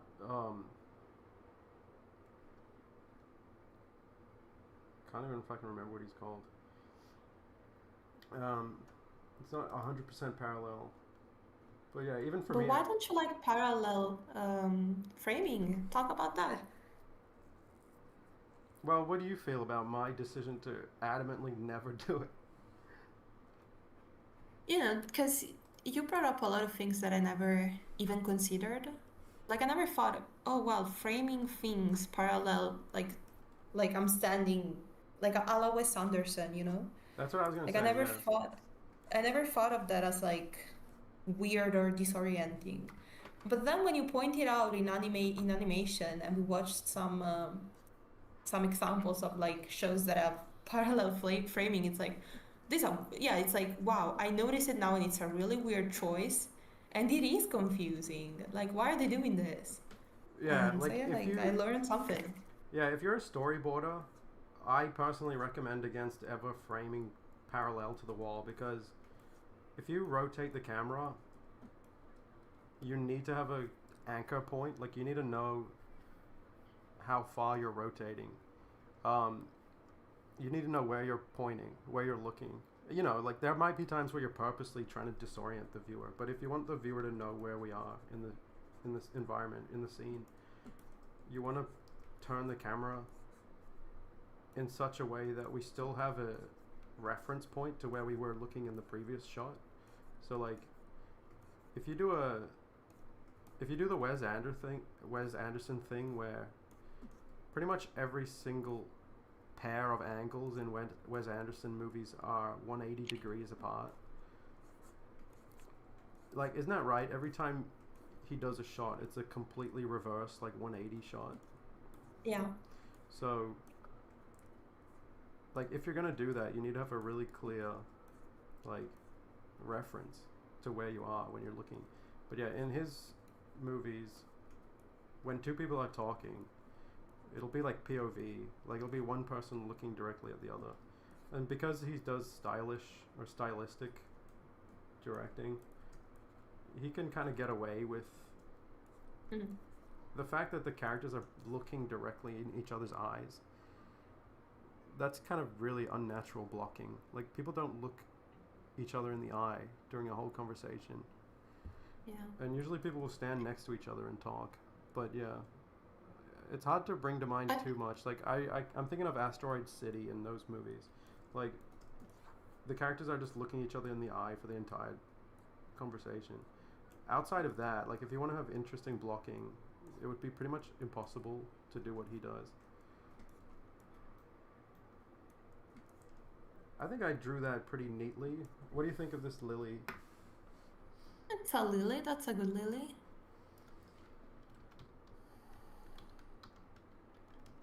If you ever see me typing on stream and I'm just typing garbage, gibberish, it's because my keyboard is under my Wacom, so I can't see. Oh, I don't know. Fuck, I'm trying like to keep up a conversation, but like my brain goes like elsewhere every time. It's like, oh wait, I should say this, and then you keep talking, and I listen to you, and I lose track of what I wanted to say. It's happened like 5 times already. Were you gonna I talk need to about? write it down. Were you gonna talk about Wes Anderson or something?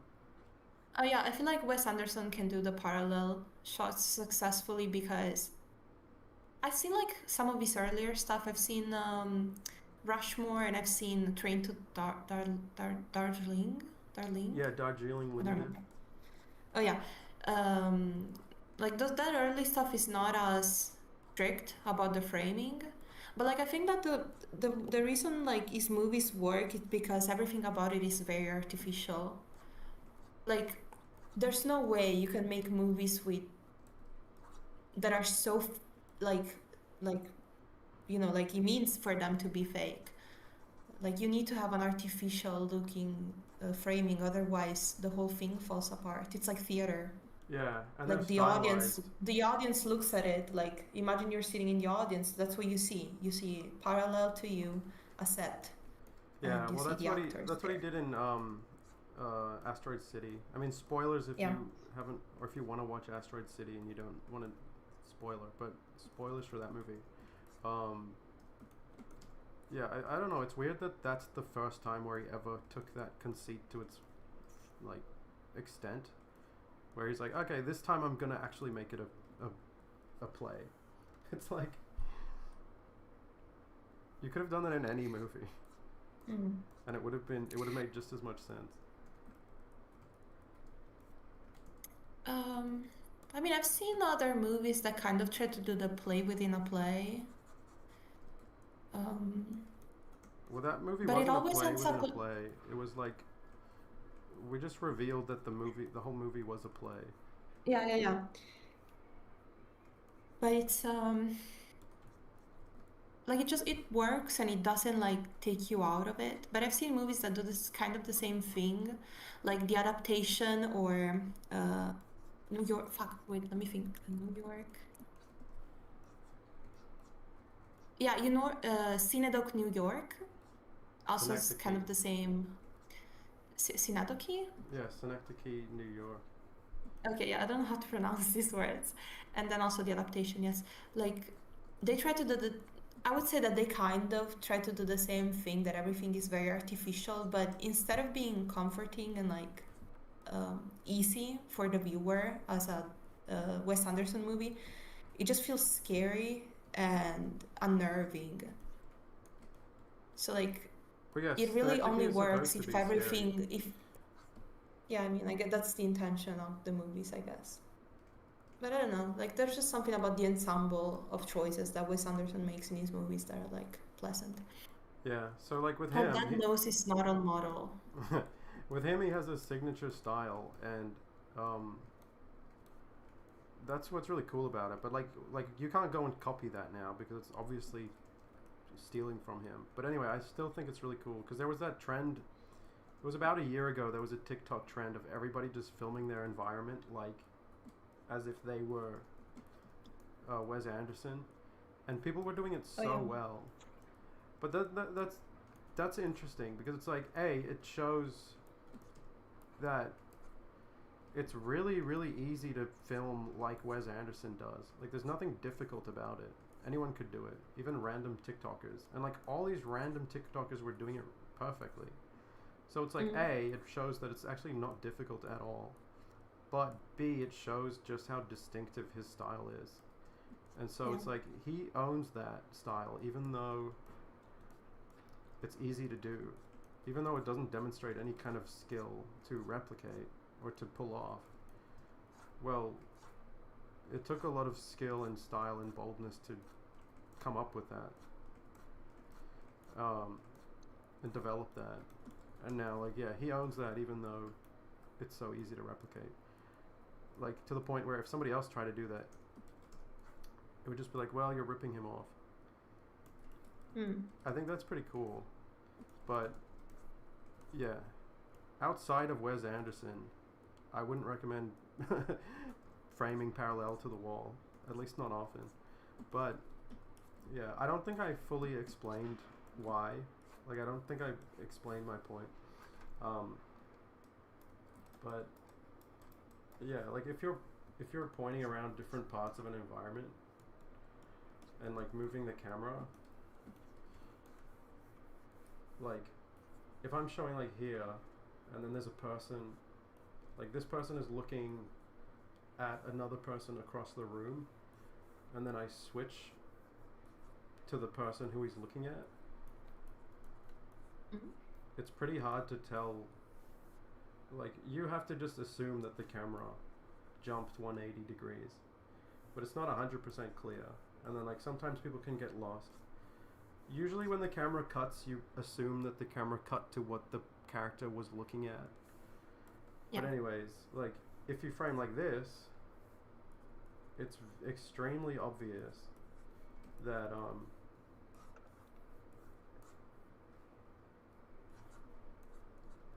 that the camera rotated exactly 90 degrees.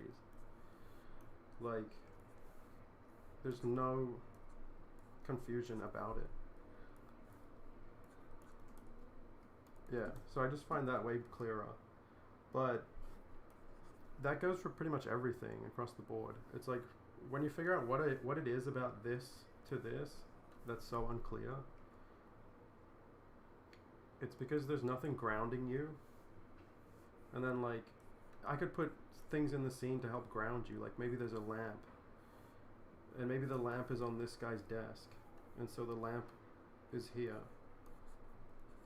It's like, maybe that helps a little bit. Mm. But anything in the background, like if there was a plant in the background, and then we cut to this, it's like, well, that plant is not going to be in this shot, so it's completely unhelpful in grounding you or anchoring you. Like, if you cut from this shot and you have a plant to help anchor you, and then you cut to this shot, it's like, well, the plant's not there, so it doesn't help. Meanwhile, if you're here and there's a plant in the background, and then we cut to here, the plant is still visible in the background. So that really helps anchor you. It's like, oh, okay, we're rotating around the plant. And there's so many tricks that you can do as long as you don't frame parallel to the wall. There's so many tricks that you can do to help anchor you in a scene with your storyboards. So yeah, that's why I recommend against that. How much do you think this would be solved by having an establisher shot? Because, like, you say we're in a room, these people are facing each other, uh, and then we go to parallel shots. Do you think that's as confusing? Yeah, the establisher shot saves you and makes it possible to do those things, but you could start worrying like, oh, what if somebody wasn't watching? What if somebody missed the establisher? Mm. Like, there are certain, like, Netflix worries about shit like that. I wouldn't worry about that, but then the problem is you can't do blocking. Like, blocking is when the characters move around in the scene. If you have to show an establisher that establishes where they are in the scene, and then you you frame in a way that doesn't have any anchor points, like doesn't anchor you in the environment, as soon as the characters start moving away from their original position, then you're going to not know where they are anymore, and then you're going to start getting lost in the scene. So yeah, if your subjects start moving, then your establisher stops being relevant. Mm.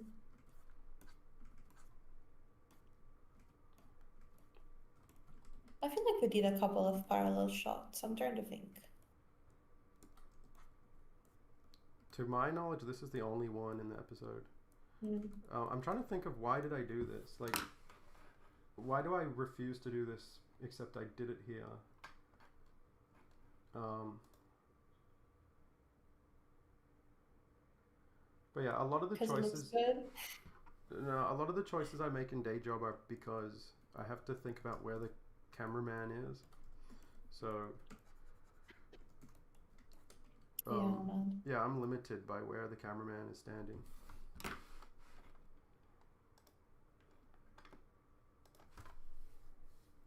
Sorry. Oh my God. Like I zoned out for like a little bit. Someone in chat is saying Boost Apple Toast. Appletoes is the art director of Day Job. Her name is Serena. She's been here since the beginning of at the beginning of production of the first 3 episodes, and Mhm. yeah, you're also like co-writer pretty much. Like you helped write. Yeah. Yeah, she helped write I episode 2 and 3 of the first few episodes, and all and of I the draw new the ones. backgrounds. I do some storyboarding, layouts. I do the comics.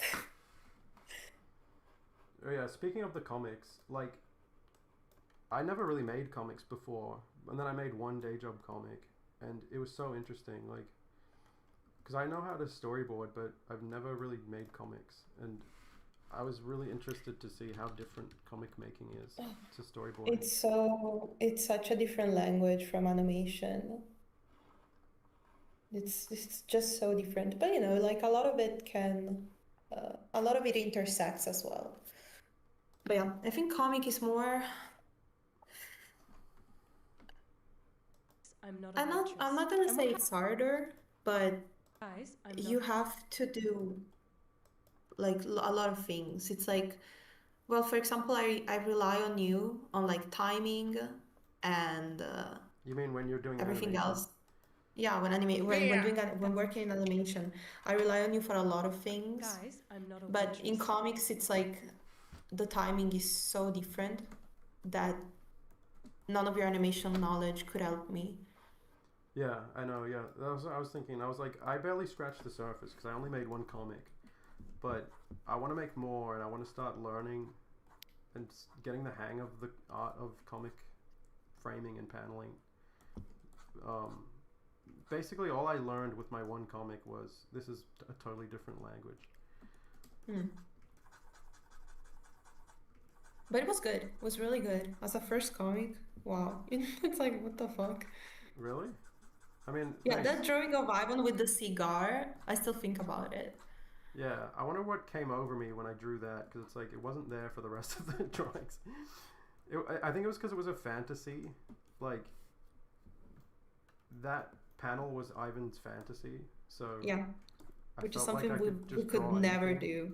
Yeah, I felt less inhibited. But yeah, like there's no reason why I should have been inhibited in the first place. Like I should just think of comics as being their own thing so that I can draw freely. Ugh, I cannot wait to have more free time so I can just make more comics. Does anyone in the chat know about the day job comics? Like I'm wondering how many people know that there even are day job comics.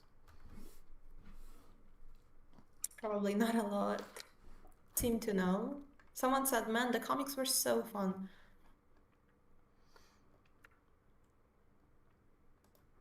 And someone is asking about manga. Yeah, Leo, you should make a comic. It's like something about making comics. Like, yeah, it is scary for some reason, but do you remember how long my comic took? Like, I think it took like 3 days to make. Yeah, you worked on it for, yeah, definitely less than a week. Yeah, so like it was really scary, and I'm like, oh, I don't know how to even approach this. What am I doing? And then it took a long time to get into the rhythm, but then once I got it down, I was like, wait, this is going by so fast compared to animation. And then the next day I had finished the whole comic, and then it just needed like editing or lines, and then it was done. And I was like, this is so fast compared to animation. So Yeah. I just really want to make more. Well, that's something that, like, I would say that comics are scary, but making an animation feels so much scarier. Like, I just, because like I make a lot of comics, but when I think about the episode and working on this episode, it just feels like such a bigger deal and so much more imposing for some reason. And it's hard to explain, but it just feels like it has so much more to it because it's like, a comic, cool. I draw the background, I draw the character, I draw the dialogue, I do everything. It's all in my power. No, like for day job, we have so many more people on the team, and there's like sound that you need to think about, and like movement. Does it make sense the way they're moving? And also, animation is just so tedious. Like, I don't know how animators, like, I really have a lot of respect for animators because I would be discouraged so fast. Like, I don't have the patience to draw Lily blink and Ivan put his hand on the table, and that takes 10 drawings. Yeah. I don't know why animation feels more accessible to me, but you're right. Like animation is really scary because like this is so expensive. Like the other day I was sitting looking at the schedule, and I was like, okay, I need to make some decisions about who's going to do what. And then I wanted to go to bed, so I was like, I shouldn't make a hasty decision, but I want to go to bed. So I made some choices, and I realized like if I make the wrong decision with the schedule, that has massive consequences. Like it costs me every time I make a choice with putting down like a shot assignment. It's like that costs hundreds of dollars. So like every day I'm just like throwing down hundreds of dollars every day. And the money in your budget just like it just like bleeds away and it vanishes really quickly. But yeah, yet for some reason animation still feels like, oh, this is easy, I'll just go do it. Oh, God. Yeah, there's always the monetary aspect. We were talking about this at the like what beginning of the stream. It's like it's just I mean, I'm guessing like for bigger productions, like if it's just you making an animation, this doesn't apply. But like once money's involved, like everything just becomes so much more complex. You have to make so many choices. Meanwhile, for comics, I can just be free to make because there is no expensive choice in comics. You don't get paid a lot of money anyways, so it doesn't matter. Yeah, we should talk about like our dreams for projects, like future projects. Because it's pretty fun to talk about like hypothetical ideas. Yeah. But yeah, like one thing I really want to do is I want to make just completely non-canon day job comics. Yeah, that would be Making like so AU fun. comics. Like I think comics should be a place where anything goes. It's fun to make canon comics. Like all the comics we have so far are like canon, but it would be fun to make AU comics and just non-canon stuff. Oh wait, do you want to show the D&D thing I drew? Yeah, send all of those pictures. I don't. I have to take the picture again. Did you But throw it yeah. away? Well, I love AU stuff. I love when the characters have the freedom to just, because I don't like being locked in into an idea. So it would be like it's nice that you're now like, that now you're more open to changing formats and because we're so far away from like wanting to do a sitcom, like a TV sitcom. Yeah, at first we were pitching Day Job as a sitcom, and like So there's it's so been many nice to leave all rules. of that behind. There's all these boundaries that come along with a sitcom. Like I wonder where they even come from, audience expectations, but the audience likes when interesting things happen. So it really comes from Mm. networks. Like when you're dealing with networks, if you're not being conventional, some fucking guy in the pipeline is gonna put his hand up and be like, are people gonna get this? And then they like cancel it, or they just change it to be less of a risk. Yeah.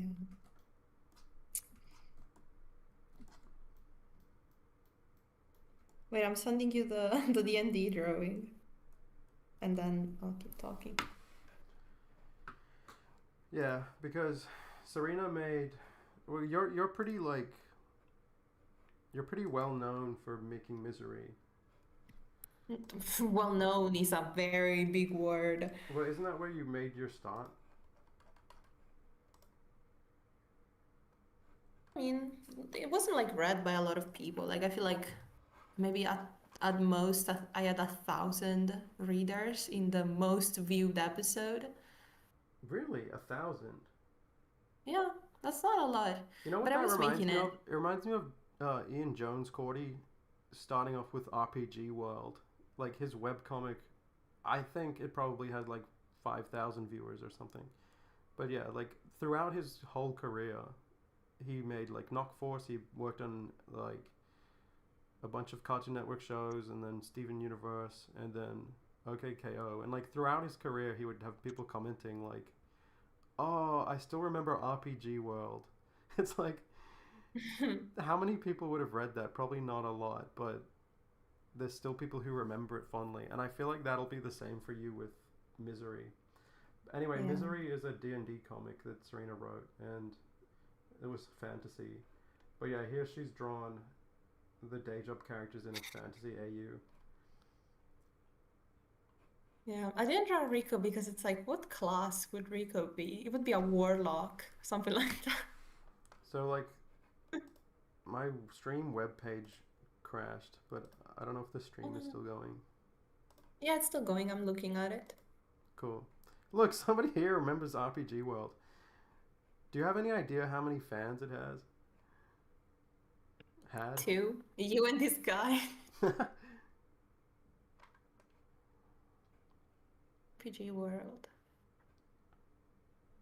I cannot even find this. What it... Oh.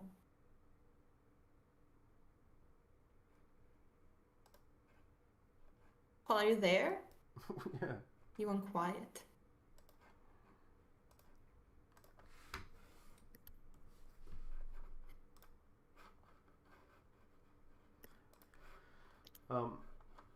Yeah. Oh, Paul, are you there? You were like so quiet. You were gone. I was reading the chat, but somebody was saying Oh. somebody seemed excited about like a day job fantasy thing. Yeah, basically, if I don't know how I would put this. If we're lucky, I do eventually, or if we get opportunity or something, I do like the idea of just doing day job AU stuff. Like,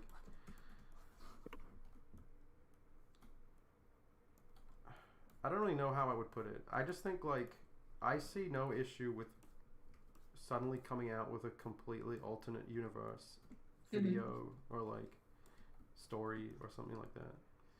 Like you could very easily just drop a fantasy day job thing where it's a completely different universe and like it doesn't really need an explanation or anything. So like that's always on the table. Mm-hmm. I guess what I'm saying is, or like I guess where the idea came from is, it's like what if you got the funding to make a movie one day? And like you always think about stuff like, oh, what if you could make a day job movie? And like you just imagine what that would be like, what the story would be. Yeah, in my head, Yeah. like if there was an opportunity like that, I see no reason to keep it in the universe that we have, because it's like, is that definitely the best thing that you can do with this franchise in a movie setting? Like you could do anything, so maybe it could Yeah, be it's like like an if I adventure had if I series. had a movie budget, would I wanna just animate the bowling alley really cool?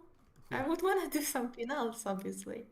not obviously, but potentially it could be way more interesting. Hmm. But yeah, that got me thinking, and then I was like, well, that would be really fun, but why not just make AU comics? I feel comics lend themselves very well to just doing whatever. Isn't that like, yeah, like the Simpsons comics and a lot of shows after they're done airing, then they start doing comics and they continue their stories. I feel like it's always been accepted that, oh, it's like you can always do a comic even if your show doesn't work out. Yeah, like Adventure Time. Adventure Mm. Time worked out, but yeah, they kept making Yeah, comics. worked out, but still make comics. It's like, what was it? Like, even Over the Garden Wall, they made the miniseries, and then they were like, okay, well, let's just think of more adventures and we make comics out of that. Yeah, that's fun. There's a lot of um, there's a lot of network environments where you can't do that because you just lose the rights, and then they shelve Oh, it. yeah. Yeah, I wonder what that's like if you ever got a network deal, if you could say, I want the ability to make comics based on the franchise. Yeah, they'd probably let you, but I'm just saying there's a chance that they wouldn't want to do it. Hmm. And then also you wouldn't get to make a lot of money off of it. Before someone asked for our opinion on manga, it's like I don't know what to say because there's so much. It's like there's so much of it. I can suggest a good one for people to read. Oh yeah, what's that called again? Wait, I shouldn't do that because it's a fan translation, so that's not. What's wrong with that? Well, there's a really good one that's called Warrera Committee. It's really good, and it's about You should type it. yeah. Sounds Asian. Wait, okay, found it.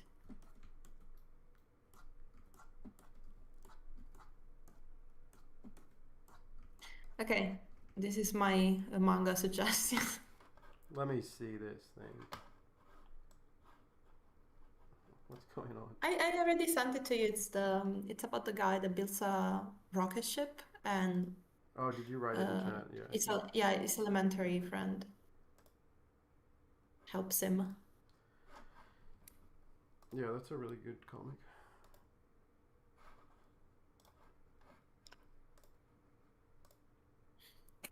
Oh my God, why am I so exhausted, Paul? I'm so tired. It's like I ran a marathon.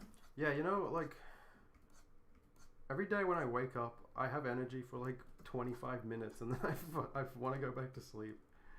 Bro, for real, same thing. Do we all have long COVID or something? Or do we all have like... Maybe. Let's see in the chat. Does anyone else get tired at like 10 a.m. every day? And also, is that unusual? Like, has that always been happening? Or is that like a post 2020 thing where everyone's just fucking dead tired all the time? I just feel like, no, for real, because I really feel like something changed globally after COVID. Like, don't you notice that people are more short-tempered, more isolated? Well, I'll tell you what I do remember. Like, I remember 2015. No, sorry, 2017. I was like sleeping all day. And like, it wasn't just me.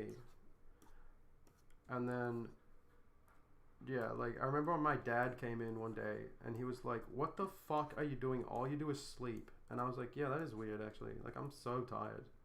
But, you know, obviously that was way before, like, COVID. So, at some point in my life, I'm just like, yeah, I'm fucking dead tired. I'm done. Yeah. Like, it really feels like, because, oh my God, because, after COVID, it's when I started doing comics consistently. And I was so invested in it. I was like, this is everything I want to do. And I would like sit at my desk and draw for 16 hours straight. and do nothing else. And I always had the energy. I always wanted to do it. And then, I was depressed for like a year, well, a bit. But now it's like I have to do it for work, so I have no excuse. I have to work. I have to draw. I have to sit down and I have to do it. Doesn't matter. Doesn't matter how I feel. It just matters that I send the stuff. Yeah, yeah. I mean, but yeah, what I'm wondering is, can you remember recent years? Because like there is obviously a narrative that everyone has long COVID and that's why. But like, it's so easy to just cook up a narrative and then believe it. The question is, can you remember recent years or before that? Can you remember like feeling tired, or can you remember like being a teenager? I don't think I was. But like when you're a teenager, your hormones are all over the place. I So also don't does that believe that count? either. I think that's a complete like cart before the horse situation. It's like a chicken egg What? situation. What do you mean? Like there's reason why you're tired when you're a teenager. It's because like you've got tons of homework. You haven't learned the discipline of going to bed at the right time, and then you're fucking tired. Yeah. And then it's like, oh, you just have heaps of hormones. It's really hard to know which came first. It's like maybe you're hormonal, or maybe you're like exhibiting behavior or like mood problems because you didn't sleep enough. Mm. But yeah, that's another narrative that you just internalize really quickly. Just I guess teenagers are hormonal naturally.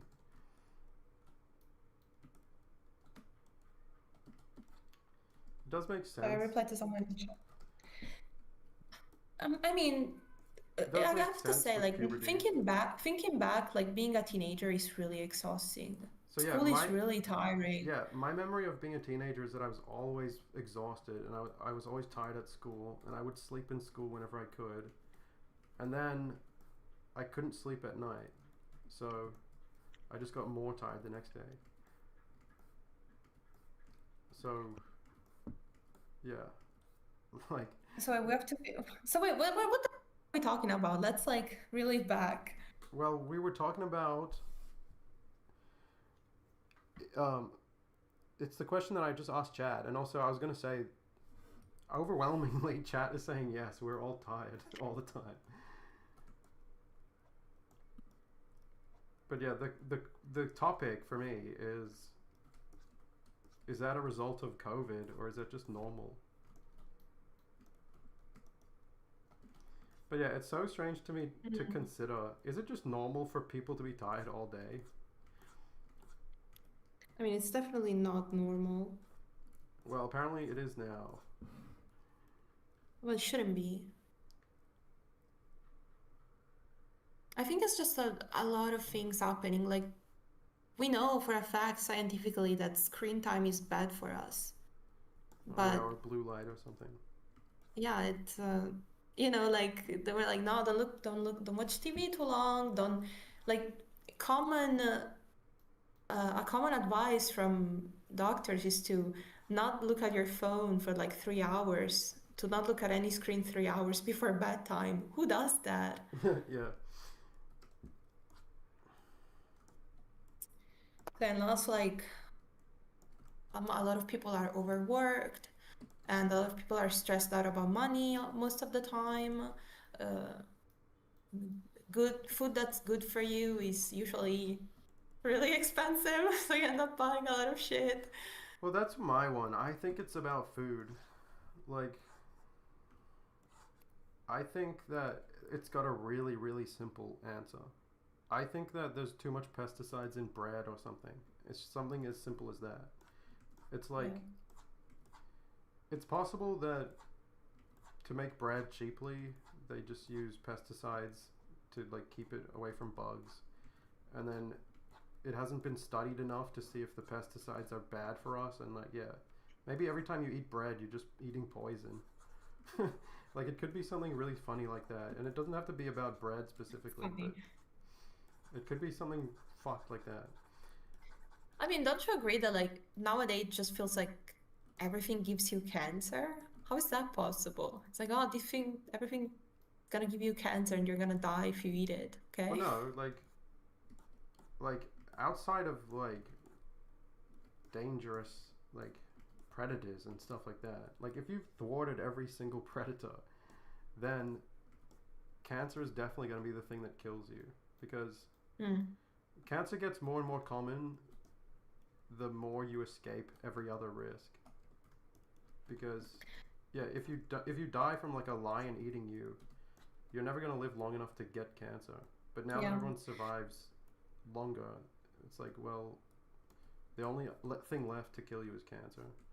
No, yeah, that is actually true. But it makes It's like sense that we cancer we would kills. never reach the age to get cancer. Yeah, exactly. And it makes sense that everything gives you cancer because it's like everything gives you cancer if you live more than 40 years. You're not supposed to live more than 40 years. Fuck. Well, I'm almost done. I'm 28. Well, every year beyond that is a bonus.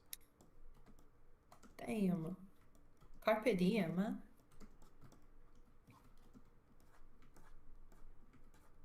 I don't speak Italian. It's Latin. Carpe diem.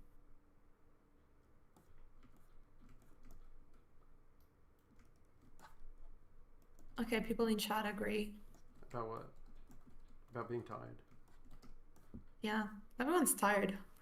We should just all unionize and just stop. Against the world. Yeah. Like if everyone in the world is tired and pretty much everyone that I meet tells me that they're tired, couldn't we just say, you know what? Let's all take a Let's break. put a lid on this Everyone. shit. Yeah. But we don't. We cannot do it. We need more productivity so that we can keep making poison bread for the community. Oh my god. I'm gonna get bummed out. It's okay, just make more comic books, Serena. That's helping. Yes, that's the best I can do. Oh my god, but like for real, I just want to take a break from drawing. I've been drawing non-stop since 2023. Yeah, actually, what would It's you like, do? Like, what would you do if you just fully took a break and stopped working for like, what if it was like 3 months? What would you do instead? the thing is that I don't know because everything I know is drawing all day, every single day. Yeah. So like, even if I was not drawing, I would find ways to draw. Like I I just was want to thinking travel that, a yeah, bit, like but even the idea of stopping doesn't appeal to me at all. Like, yeah, genuinely, what I thought, I was like, okay, if I took a break, what would I do? I was like, oh my god, I could make a comic. that's work. That's just Exactly. working. Yeah, it's like there's way too much stuff that I want to do. I would never ever stop. This links back to us talking about, I mean, you asked about future projects, and we completely dropped that topic because we talked about day job AU. So yeah, what would you do? Like, not day job related. Do you have any other thing you want to do? um, yeah, I want to make a big school series. Like, I've already written it. Do you remember how many episodes it was? It was like 10 episodes. I think it was It was either 8 or 8. 10. Yeah, I think it was 8. Yeah, like I don't even remember because I haven't looked at that in like 1 year. But yeah, I wrote like 8 episodes of Big School a year ago, and I don't even think it would be that hard to do. So Mhm. as soon as I finish the next day job series, I'm probably gonna make an 8 episode Big School series. Um, but yeah, something I was thinking about yesterday as well. I was like, we should just make a short film about anything. Yeah. And I was I thinking mean, we about talk like, about making a game as well. yeah, yeah. Well, I was thinking of taking pitch ideas from you and Eneko. Like, imagine asking Eneko, if you could make anything, what would you make? And like seeing what Aniko his is our ideas. lead, is the lead animator on Day Job, by the way. Yeah, Eneko is like our quarterback animator. And he's been on since the beginning as well. But yeah, like imagine that. Imagine just being like, hey, what would you want to do, Eneko, if you could make anything? And then imagine he came up with like an original idea, and then we just made it. That would be fun. Because we could actually do that. Mhm.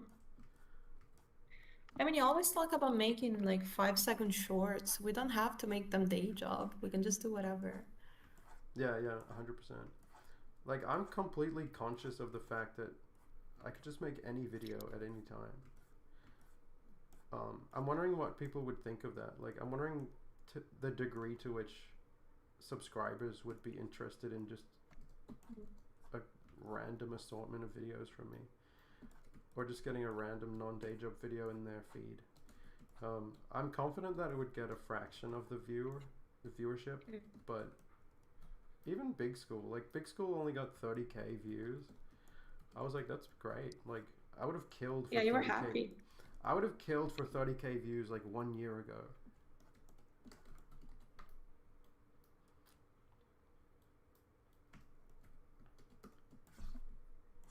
Damn, I'm pretty satisfied with this animation. She goes, guys, I'm not a waitress. Let's play it. Beer! Guys, I'm not a waitress. Okay, someone commented? Yeah, they're talking about, tiredness. Let me scroll down. Mr. Love's Company shorts. Yeah.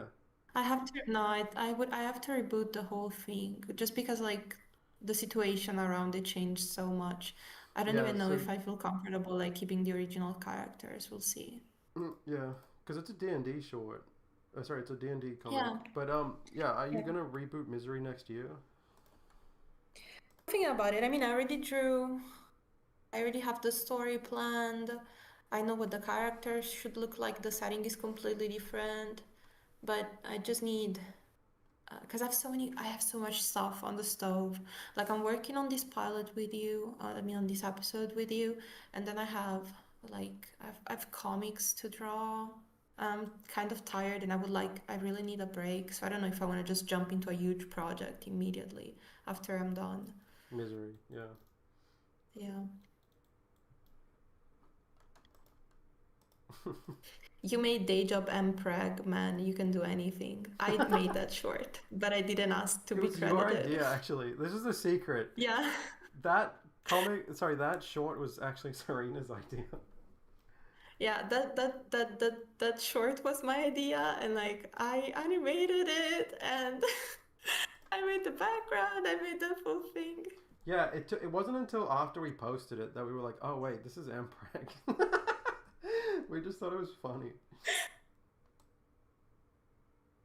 Embarrassing. But yeah, I came up with a lot of ideas for the shorts. Like, no, wait, what? I forgot. Yeah, like Broberg being kidnapped by Rico. No, most of Something them were, else as well. most of them were from fans. But yeah, it's funny how we have so many shorts in our collection and we just haven't made any of them.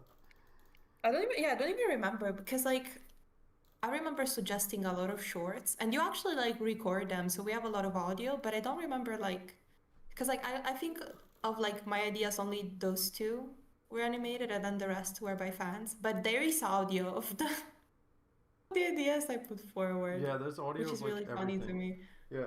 Like I just recently I found the video where Rico gets obsessed with saying Hawk Tour. It was from like over a year ago. But yeah, Rico just kept saying Hawk Tour. He's like, welcome to Gunnable, Hawk Tour. And then Ivan's like, Rico, stop saying that. It's really lame. And Rico gets really pissed off. He's like, Hawk Tour, you! Guys, I'm not.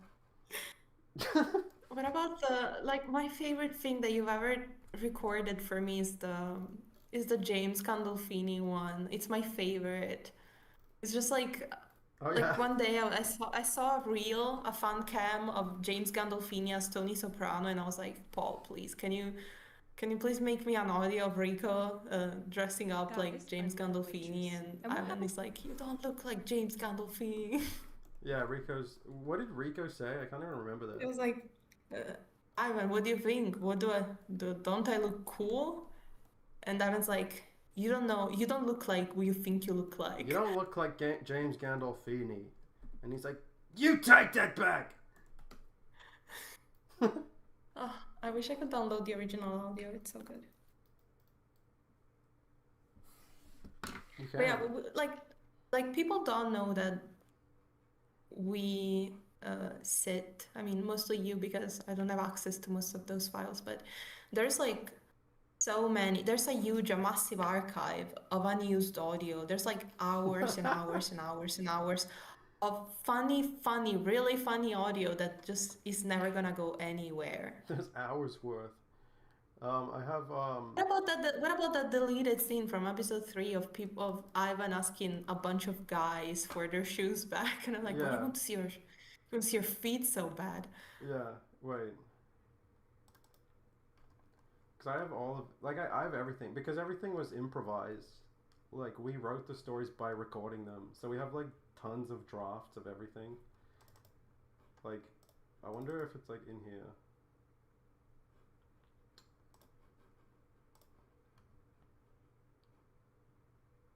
Anything from episode 3 is interesting. Big Kahuna. Yeah. Oh yeah. Ivan got drunk in the old version. Oh yeah.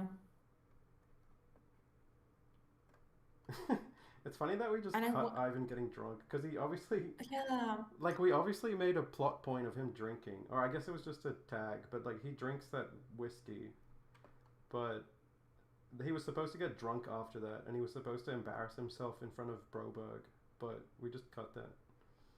Well, do you remember the very super original ending of Ivan getting pummeled by and just getting beaten up by a bunch of people at the end? Yeah, the original ending of episode 3 was just Ivan gets beat up.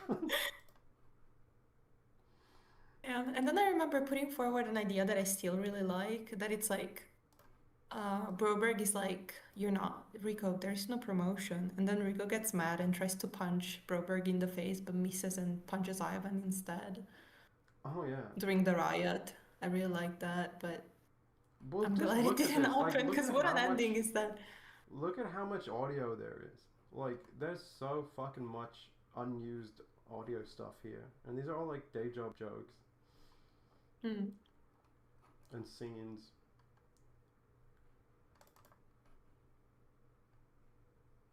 Yeah, I've probably heard most of these, but probably not. Wait, Who is your employer, cameraman? Do you work here? can you hear this? Barely. Just acts like you're giving us attitude, but you're just being really polite, I guess. Yeah, true. Just That's that. pretty meta, being like, who does the camera guy work for? Yeah. There's no answer to that. I thought, isn't he following around Ivan? Kind Wait, of. there's He follows something playing around, in the like, background. What four is stuff. it? He's here. I'm playing one of the clips from episode 3 production. Okay. He's here to do a movie on the. No, but there's There's two no things answer. playing at once. Oh, that's weird. What? Yeah. What's the other thing sound like? It's you talking to a bunch of people. Oh, He's just fuck, I seen hear this some bowling weird alley and he's feedback. like, Down. On the- there is a story here. Yeah. This is Yeah, worth who it. do you actually work for, dude? He's freelance. Cut. End of episode. Yeah, like what I can do is turn up my computer audio. Actually, that might have like was that really loud? No. Okay, but yeah, I can turn up my computer audio and turn down my mic, so that would mean I can show these things. But like, yeah, I'm guessing the little things folder would have the most interesting little clips. Oh no, these are Wait, way Leo too said little. something really important in chat. These are like Wait, 1 Leo's- second long. 1 second? What do you have that? Because when I'm editing, I would lose stuff. So anything that was like a 1 second clip, I Oh. would put it in there. Okay. Oh yeah. No, Leo, you're right. Like, yeah. So there's an old version of episode 4 that we scrapped. That Rowley gets mauled by rats, Hang on a sec. I'm just really confused. Why is the video like? Is the video preview just showing Lily over and over again, like bobbing her head? No. Okay, never mind. It's probably just like a preview. Yeah. So, dude, the episode 4, like, there's been 4 drafts, and all 4 of them got recorded. So, there's basically 3 other versions of episode 4 that are like full audio plays. Like, you can just listen to the whole episode. They all got produced. Yeah, no. Yeah, Leo, I am gonna make that a mini short. Because it's probably the we best literally thing from all talked of about them. it 2 days ago. Yeah, we listened to it 2 days ago. I won't even show it because, like, I'm gonna make it a video eventually. But, yeah, Rowley gets mauled by rats. It's the best audio. It's, oh my god, it's so funny. It's impressive. It's genuinely impressive.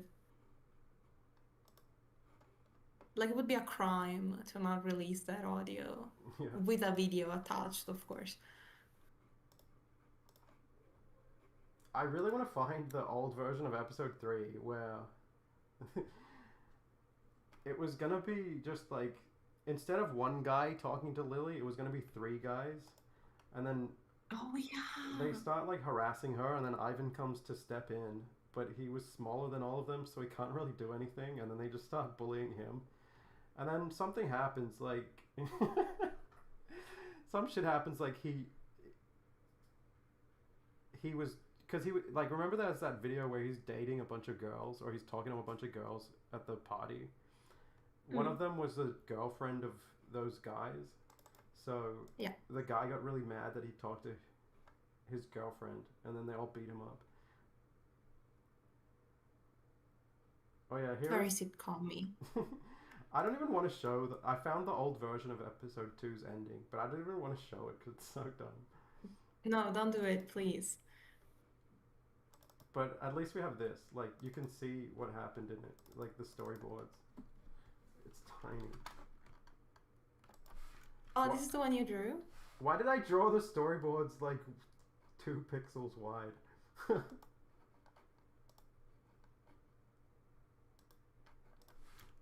This is what the storyboards look like. And then Hannah runs out and she's like, wait. Because, you know, at the end of episode 2, he gets fired. But then he's driving away. And then he comes out and Hannah's like, wait, check the roster. And then he's like, oh, what happened? How come I'm not fired anymore? And then it shows that Lily came and showed Rico her camera. Or the video. And then Rico's looking at it.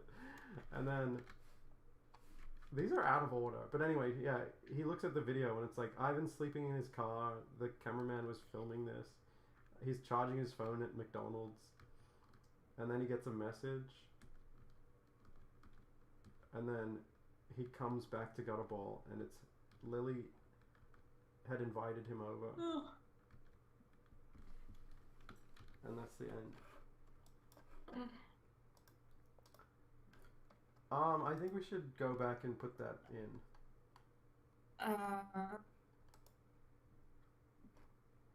Here's something that got deleted. Yeah, I can't believe it. Okay, can you hear this well? Well, Rico's job. audio? Yeah, There's can you audio do it? right now? Why? Can I have the Sunday shift? Double pay. Wait, why did he put you in Oh, charge of yeah. it? Okay, so like this is a deleted scene from episode 3. And yeah, my friend. Wait, isn't it? What the fuck?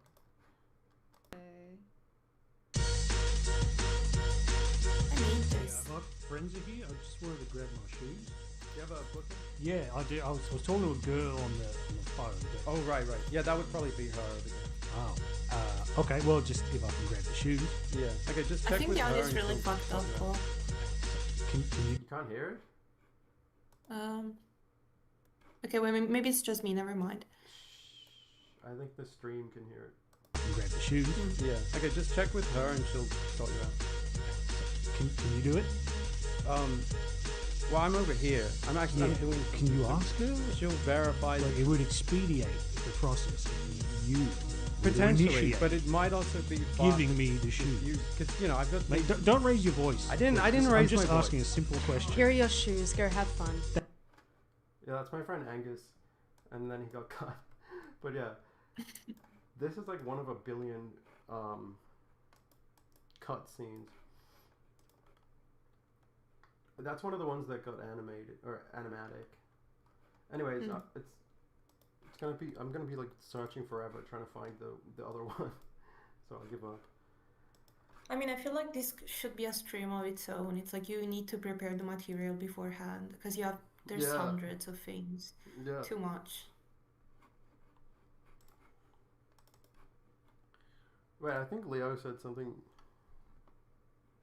Oh no, he was talking about the rats. Yeah. Oh yeah, so basically that was about how Ivan and Lily had just split up, so Ivan really didn't want to talk to Lily. So he was just trying to make Well, the I feel like it was the opposite, yeah. Because it's like, well, if I talk to her, she's gonna hate me. Right. Oh, man. That was fun. That was a fun time. Having money. I mean, working on that was fun. No, I mean, it's because it's the same. We're still working on the same show, but it's different. It has a different feel. It's different because we don't have a commissioner, and Yeah. we don't get notes. But the main thing is that we don't have checkpoints. Like, well, the main difference is that we were meeting up all the time. But now we don't have checkpoints. We don't meet up very often, and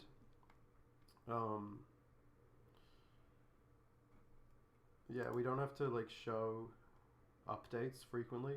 Because on Fresh Blood we had to always fucking show updates, and that meant that I had to make edits frequently.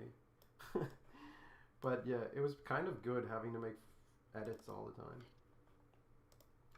I mean, I feel like it's really good to have a deadline in general. Otherwise, it's like you really need to have a strong sense of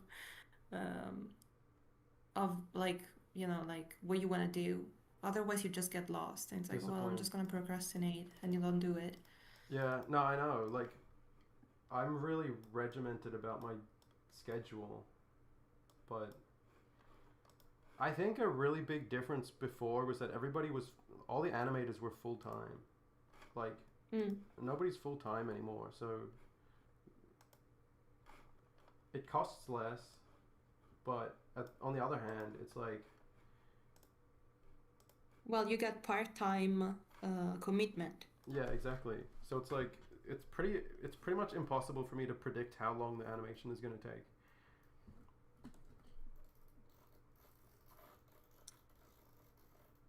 Yeah, it's a bit scary. I wonder when we're gonna be done. I mean, today I should already start coloring the background, so I need to like get some out of the way. Well, yeah, like the shot that I did this morning was like that was the first time I had a cleaned background, and while animating in this episode, like having a cleaned background while animating made me realize how low res my drawings were. I was like, the background is way more detailed than the drawings. Oh, that's okay. I feel like I'm going a bit overboard with the backgrounds. Why is Like that? Because I love them. Like, I think the level of detail in the backgrounds is like perfect. I mean, I'm happy with them, but I don't know. Like maybe they're too intricate. I don't know when to stop. But I have fun drawing them. I think none of these people know what we're talking about because they haven't seen any of the finished backgrounds. I guess that's true, yeah. Why don't we show off a background? Okay, well, wait, I should send them to you. No, I've got them. Okay. Just watch out with what you show. Here's one. Hang on. Oh, it was zoomed in. I think it's zoomed in, yeah. What the fuck? Yeah. Oh, it looks even better zoomed out.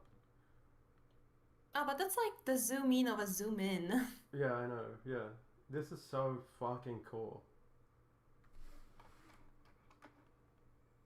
It's very freeing to use pencil. Like the lines are gonna be darker in the final one, but Yeah, I mean, look at that. oh All yeah, the and backgrounds are pencil, and then they're gonna have watercolor color. yeah, and we are redesigning gutter ball as well. Pretty much every single thing is redesigned. Yeah.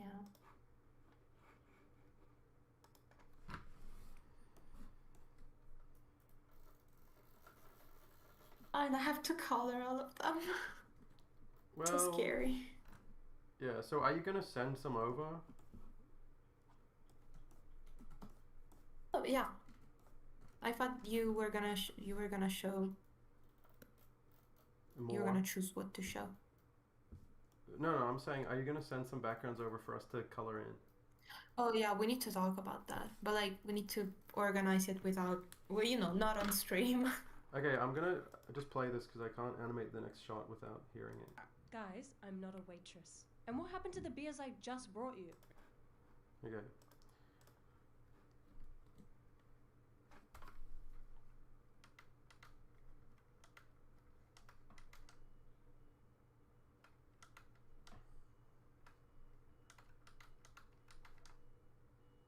Hello? Are you there? Yeah, I'm here. Yeah, I think that's enough backgrounds. I'm not going to show any more, but I can't wait to get more. Man, I cannot wait to be done. Well, remember, I asked you, what would you do if you had a holiday? Do you know what you would do? Yeah, I know. I would work. Of course, I would work. So why do you want to be done? Because it's like I just have too much on the stuff. It's like I don't have a choice to stop. Like if I had the choice to, Well, you do actually. Like you could totally stop anytime.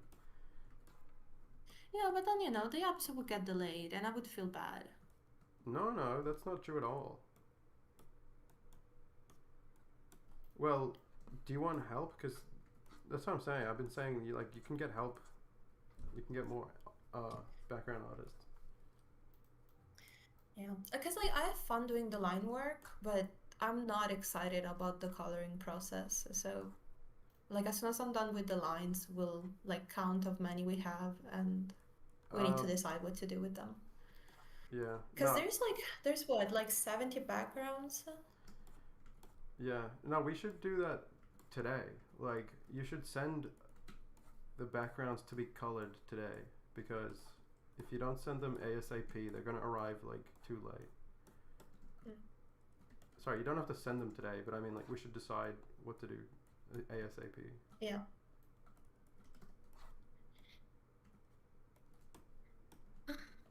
Nerve-wracking. But yeah, like, do you want helpers? I do, but I don't. I don't know how to explain it. You wanna? Because it's like I wish I could do it all on my own, but I cannot.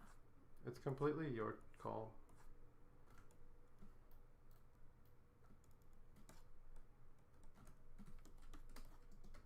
I don't want to think about this on stream because it's very personal. All right. Making me question myself on stream. Well, you're in Oh yeah, when do you big think the trouble episode now will be out? for wanting to make all the backgrounds yourself. Sorry, what Yeah. did you ask when? Yeah, when do you think the episode will be out? How dare you ask me that on stream? Yeah, I know. I know, right? How does it feel? Yeah, I think mid-February. Like if I rush comping and everything, then mid-February. But yeah, that's like when we put out the first few episodes, I fully rushed the comp and I like. Yeah, and then you felt bad about it. Yeah, and I realized, oh, I forgot to put the tree. Oh my god, yeah, the palm tree. It's so funny how like it took me so many days to realize. Like the videos came out and then like several days later I was like, the tree.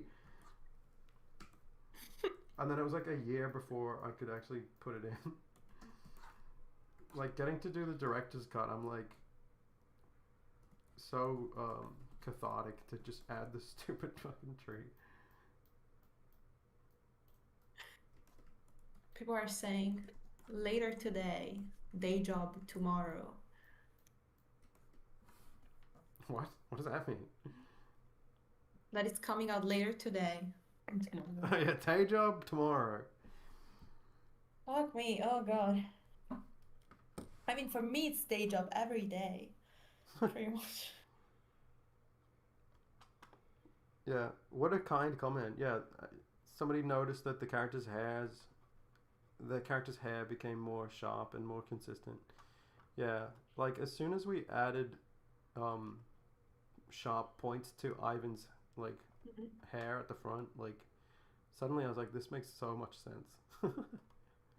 Wait, do you want to show the drawing that changed everything for you?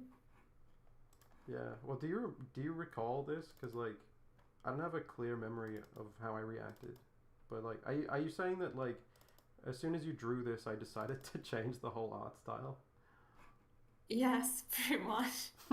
It's wait, it's the first It's in that. this select. It's that. It's already on screen. I didn't see yet, but yeah, it's like that stupid drawing. You're like, wait a moment. Wait, go on Discord because it's better to see the full page. Oh yeah, the full page. Okay, so the full page is here. So like you were just drawing and you drew this, and I was like, wait a minute, this makes so much sense. And then I was like, fuck everything, we're just gonna start again. Yeah, because do you remember how you were very specific about how Ivan's hair should be drawn? It's like, well, the hair needs to be. That was just for the What? that was just for the character sheet. But yeah, like for the character sheet, I was really specific. I was like, let's get his hair shape right.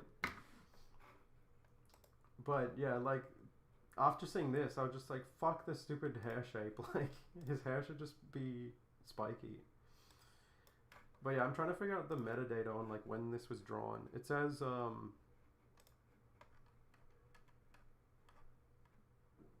yeah, No, because I scanned this later. Oh, okay. But it says June this year. Yeah, it was definitely like before you came to Annecy. Or maybe right after. So it was this year? So what the fuck? Wait, Yeah. we rebooted the whole art style this year? Yes. Like up until that point, Ivan still had the Rounded the blocked three, hairs. yeah, the rounded hair. Because if you look at my sticker, the sticker that I drew for the month of Ivan with the ibis, Oh yeah. it still has the old hairstyle. So does anyone know like when the off to work stickers came out? I'll probably have it. I'll tell you right now.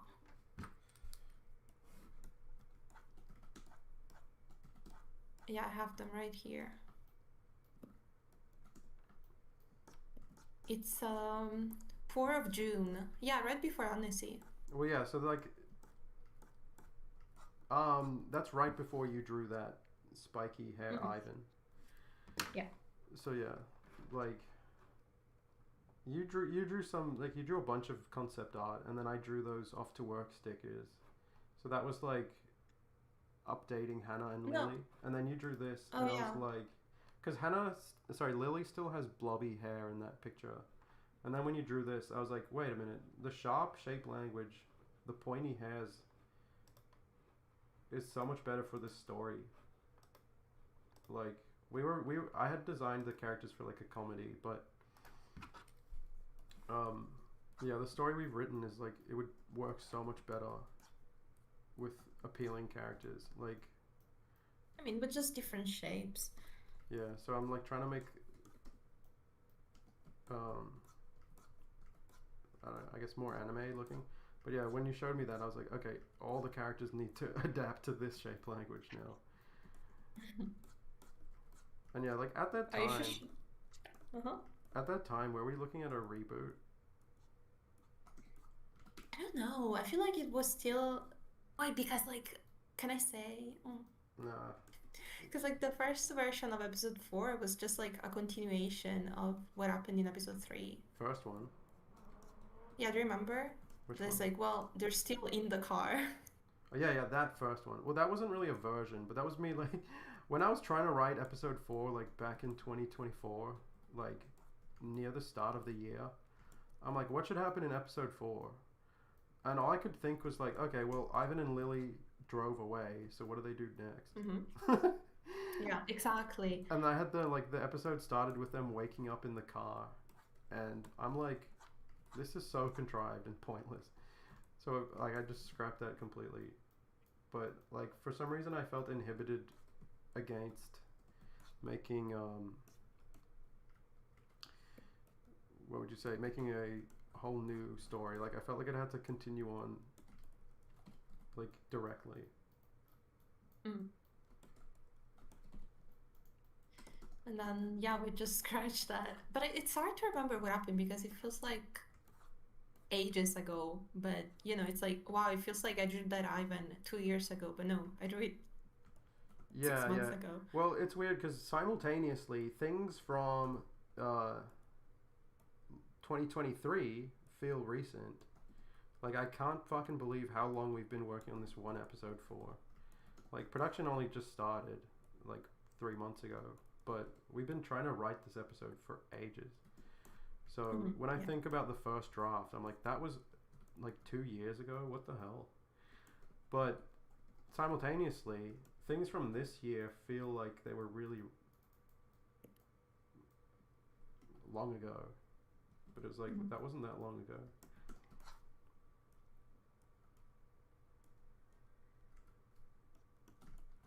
Like we fully redesigned the whole cast like in June.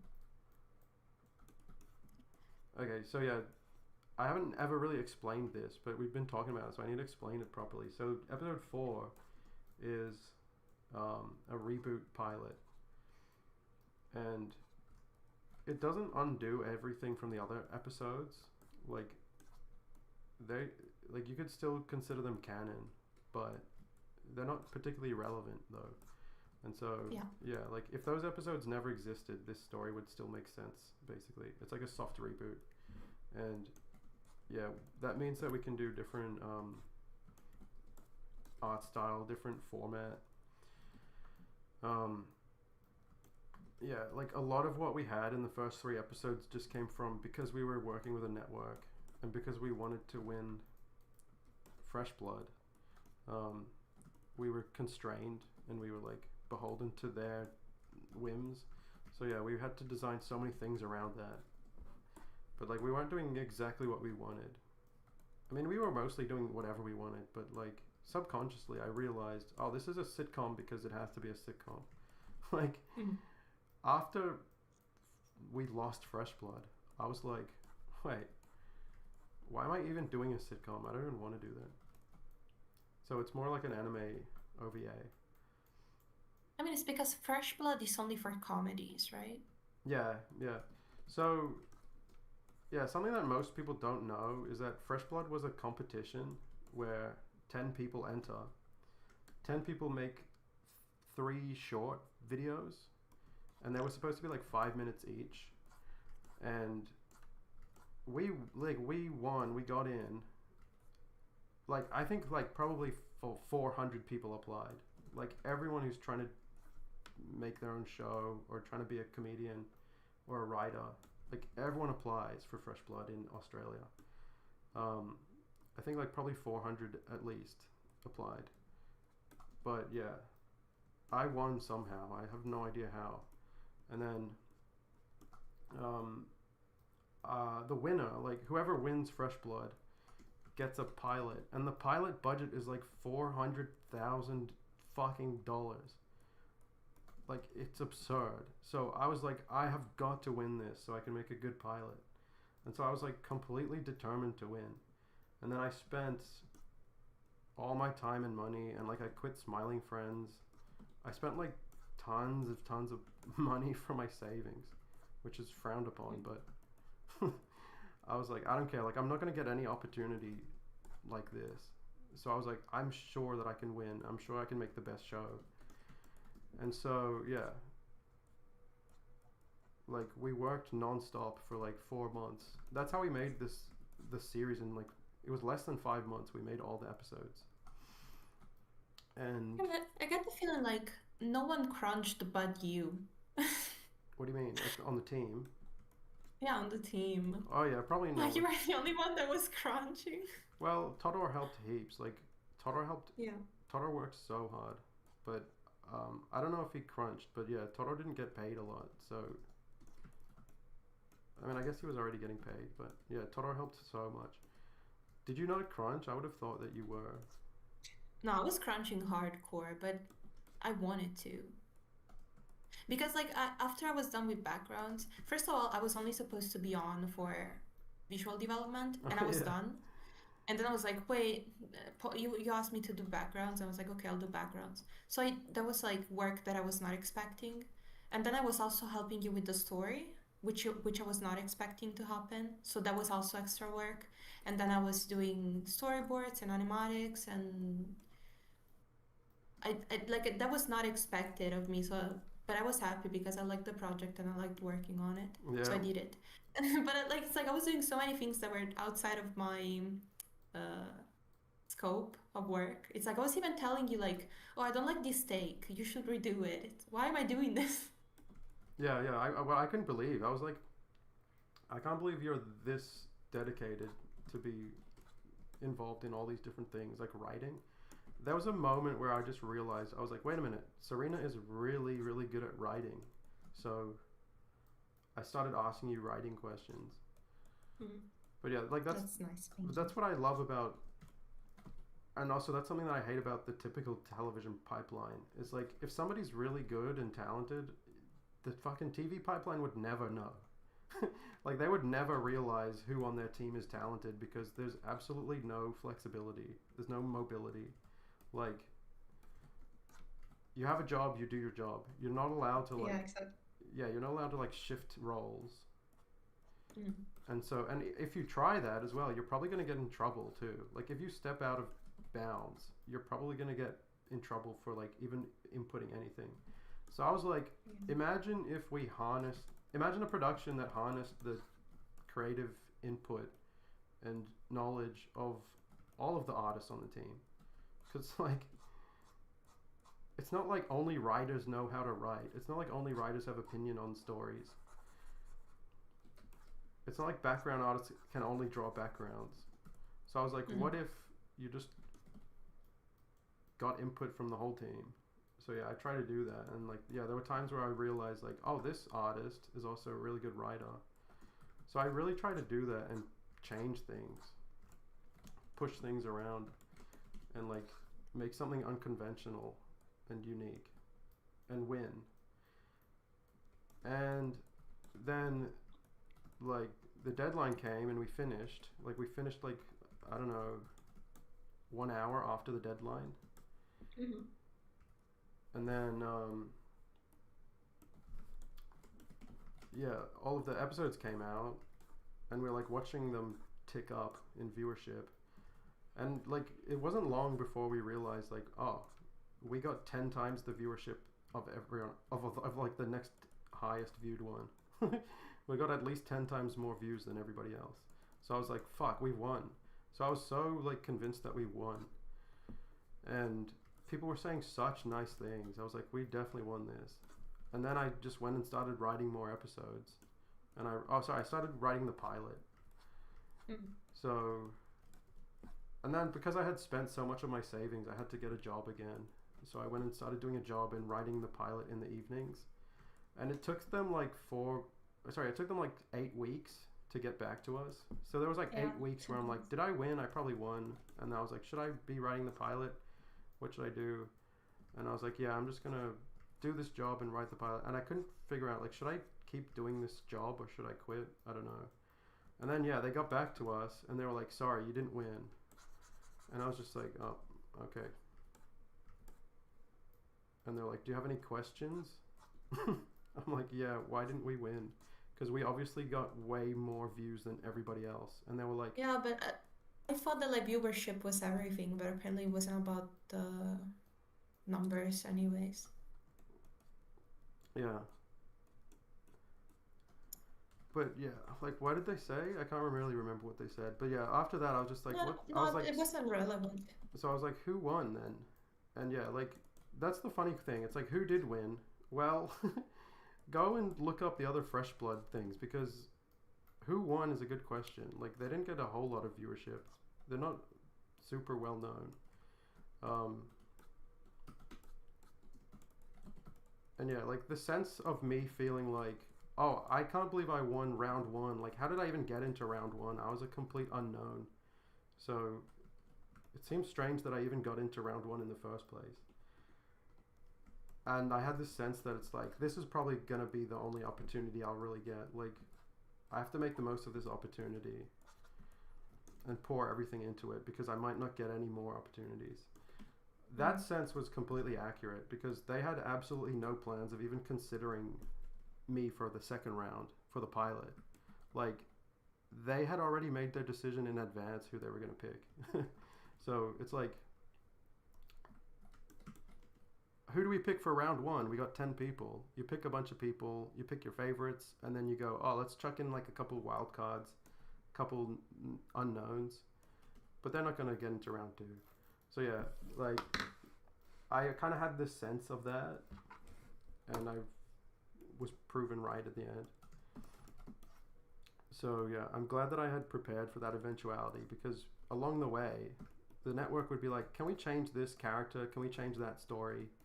Can we switch things around? And like the network would be asking for me to change things that were completely against my sensibilities.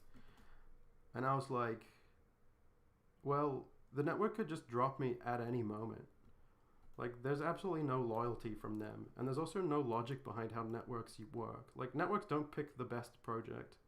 They don't pick the most popular project even, sometimes.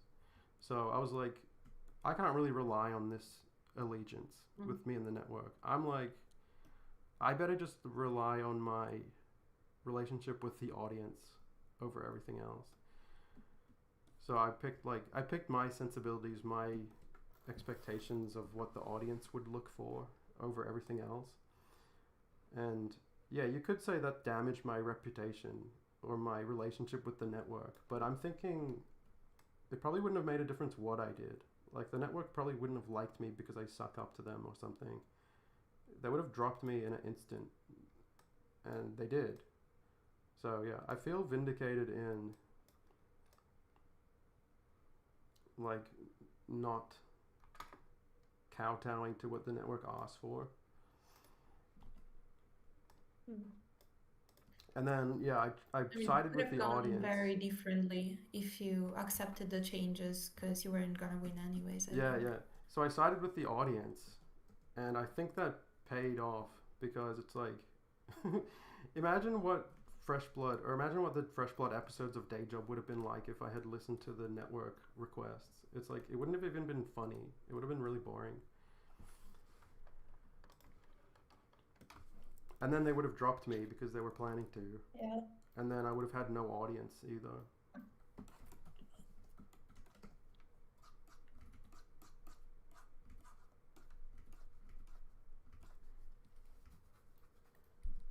But yeah, like the weirdest thing is that the people who they did pick for a pilot, some of them didn't even finish their pilot.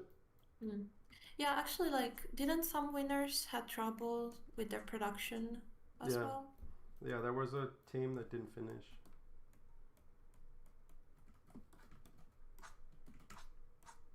So ABC knows how to pick them, huh? I am not gonna comment on that. What do you care? You're not Australian. I don't know. I don't want to be rude.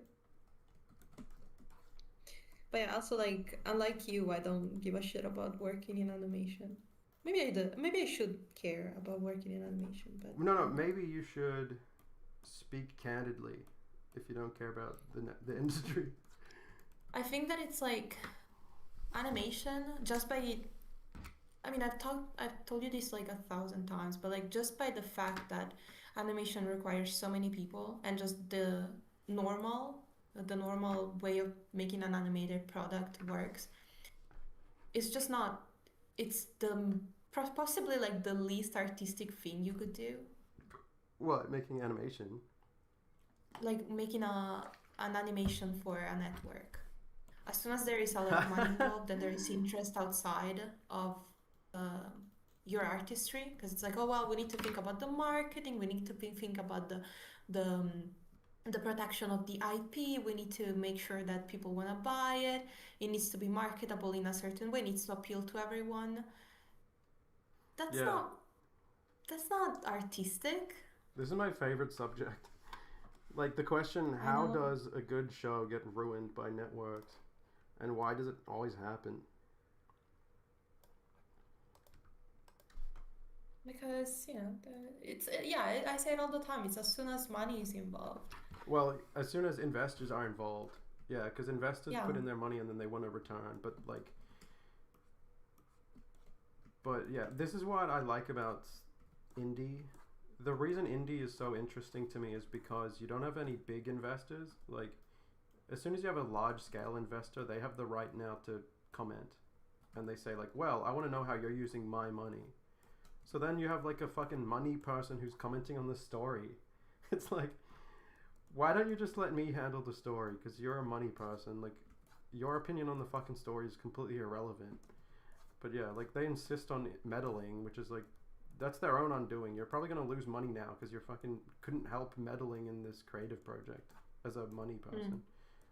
But yeah, the reason I like indie so much is because if you're an indie and if you're funded by audiences and each audience member gives, I don't know, $2 to $5, it's like, that's not enough money to now step into the writer's room and start like throwing your weight around.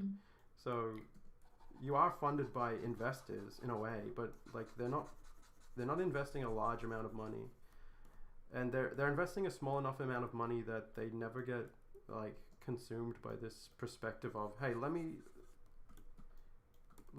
comment on how you're spending my money. It's like, well, it's like $5. Like anyone who's investing in like an indie project or a Kickstarter is probably gonna be like, here's $5, like do whatever with it, like I trust you. And that attitude is so much more conducive to real creativity.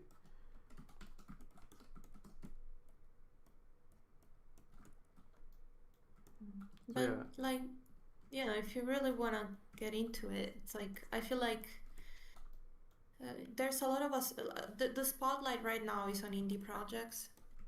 Well, But that's probably even indie projects in terms of comics as well, all artistry, it's like, oh well, indie, everyone. But a lot of people are still they still have the same approach to these things as a network would. it's probably because when you see indie becoming popular, money people see it and they go, oh, okay, that's where all the interest is. Let's invest in indie now. But then they don't realize as soon as they invest a large sum, it's not indie anymore. Or like, it may still be indie, whether that's by name only or whether that's by some technicality. But that doesn't matter. Like, as soon as you have a large scale investment or a money person has interest now, that's gonna interfere with the project's ability to be creatively driven. So yeah, I think that's why you get ebbs and flows. Because as soon as a genuine artistic community appears or forms, they start making quality things. It's the same as gentrification. Like, it's the same process. Money people see it and they go, oh, there's value there, which came from nothing but artistic creation. Let's go invest in that. But yeah, like that starts to kill the artist's ability to make independent choices. That's only, like, to be honest, that's partially just because of the personality of artists. Like, if somebody's investing a lot of money and then they say, hey, I have opinions on your work, most artists will have the personality of being like, I hate this guy, but I have to do what he says. It's like, most people don't realize that you don't have to do anything that somebody tells you. That's how I handled Fresh Blood, and then there were consequences potentially, but perhaps not. Like, it's hard to really tell if there were consequences for that. And yeah, I mean, I wouldn't want to live any other way, because I think if you're faced with the choice of doing something stupid for money or doing something that you believe in and risk losing money, yeah, I think whatever answer you have in that moment is going to pretty much characterize your whole career, because you know, you face that question, you're like, oh, they want me to do something I don't want to do, but if I say no, they'll take away my money. You start to be like, you know what, I'll say yes this time, and then next time I'll say no. Like, next time I'll stand up for my project. It's like, that's kind of a fantasy. Like, I feel like if you don't say no the first time, you're probably not going to say no the next time either, because it pretty much clarifies your personality right there and then.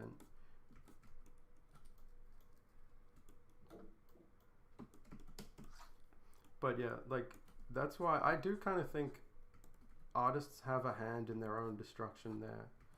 I was saying how there's like a cycle basically, where every time artists happen upon a community or like create a community that like comes up with something really good, really valuable, like we can use the indie animation community as a example. As soon as artists come up with something like the indie scene and they create all this value, then money people come in, oh, let's invest and let's try to make money off them. I don't even think that's a bad thing. Like, I think it's a really nice thing when investors come in and they start putting money in. The problem is they're too stupid for their own good. It's like because they have interest now, they want to have an input on the fucking story. It's like, you have to understand, these people are unaware that they're ruining their own investment. Like, if you were really on their side, like if you really wanted what's best for them, you would say, look, I'm the expert at this. I'm the artist.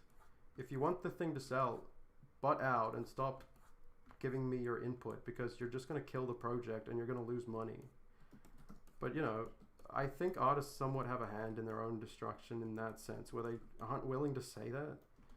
Like, they're scared of losing their investment or something, so they say, fuck, I have to do this dumb idea now because he told me to. It's like, well, he's not going to be happy when your project fails. Yeah. But maybe, like, because, again, that's the thing. Since, like, everything is owned by a big corporation, like, even losing doesn't matter. Well, yeah, there's no... Even losing money is not that big a deal. That is the big problem. The lack of accountability in corporations. Yeah, like, it's like money doesn't matter enough to the people that will ruin your project, but it does severely impact you as a creative because you don't have it. Yeah, well, I don't know. Like, I think that's a misnomer about, like, investors. Like, investors aren't happy when they lose their money. They're not gonna, like... And we're talking about investors. That's not the same as a corporation. Like, if a corporation goes bankrupt, everyone washes their hands of it and walks away fine. Okay, yeah. But, yeah, that's my bad. But, well, like, that's still relevant, though, because, like, that's why Netflix can make bomb after bomb and it doesn't actually matter, because they're a network. Like, they're a corporation.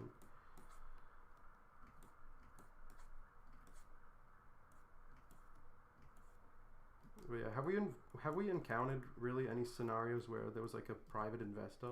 Like, we haven't really. Like, we're mostly dealing with networks. Yeah, I mean. But I think you have a private investor on Joy, don't you? I'm an investor? Yeah, like the people who are publishing Joy are pretty much private. No, it's a company. It's a publisher house. Oh, okay. I don't think I have, like, like you would say that, like, patrons are your investors, but yeah, it's smaller scale. Yeah. Wait. Someone said, I disagree that a non-indie animated show isn't still art. there's just more hoops that you have to jump through to make what you want to make, and it can be ruined by corporate interference and investors, which is what we're saying. A non-indie project? A non-indie animated show. Yeah, yeah. No, like all of this stuff is art. But yeah, I think we were saying that there's nothing more foreign to the creative process than having a project commissioned by a large company where they give you notes and shit. Yeah, I'm trying to like remember what I said. I hope I wasn't like misinterpreted. Like that's pretty much what I was saying. But now I don't remember. I'm questioning myself. No, that's pretty much what you said. You said that there's nothing more antithetical to the creative process than that. Yeah, yeah. I can see how you would misinterpret that. But that doesn't mean that these things aren't art. It's just that the pipeline that you're fed through is counter to artistic it's like, pipeline. Think about being a background artist on a show, and you have to follow maybe you think that it would look better a different way, but you have to follow the art director, the director, and all the artists before you and after you. So, like you're limited, so it's not really an artistic expression to its full extent. And you can get in trouble if you try to. Yeah, and you can. Yeah, exactly. Like, if you pipe up and say, "Look, I have a better idea," you could get kicked off the production. Yeah, that's something that I found funny on Fresh Blood. It's like the people in charge thought it was school or something. Like, do you know Mike Cowap? Like he voiced the IBC director. I met him at Hennessy. Yeah, yeah. He voiced the IBC director in episode 1, and he's like the executive producer of Smiling Friends. But yeah, that's Mike Cowap. He's so cool because there was a time where I was trying to pitch Day Job to him, and I was like, okay, so what do I do now? Like, can I make an animatic or something? And he was like, dude, there's really no rules. Like, this isn't school. And I was like, fuck, you're right, actually. Like, why am I acting like everything is school? But yeah, I think there's so many people in life who totally embody that. Like, people who think that everything is regimented like school. And they don't realize you can actually just do anything you want at any time. And yeah, there was producers on Fresh Blood who were like, why are you doing this? You know what I mean? It's like, we're supposed to have we're supposed to present the story updates in a meeting. So like, why are you sending it as an animatic? And it's like, well, it's this unconventional new idea I came up with where instead of a script, it's a video and you can watch it. And they were just like unable to process that because that wasn't their pipeline. And then, that's fine. If you can't process it, you can't process it. But the attitude was like, how dare you do that? It's like, what the fuck do you mean? It's like, I'm making a video. No one else is going to make it for me. If I don't do it, it's not going to happen. So just sit back and let me do it. But because it's outside of the scope, because it's outside of the pipeline or like the way that it's been set up to work, it's like, I think I'm mostly responding to the treatment, like the way that the interpersonal aspect of being like, you did this thing wrong, so now you're in trouble. It's like, you can't get me in trouble, actually. We're both adults, like we're both like the same age. But if they're giving you money, all of a sudden they can get you in trouble because they can say, hey, you pissed me off at work, so I'm gonna tell them not to pick your project. And all of a sudden you can get in trouble with them, which brings you back to school.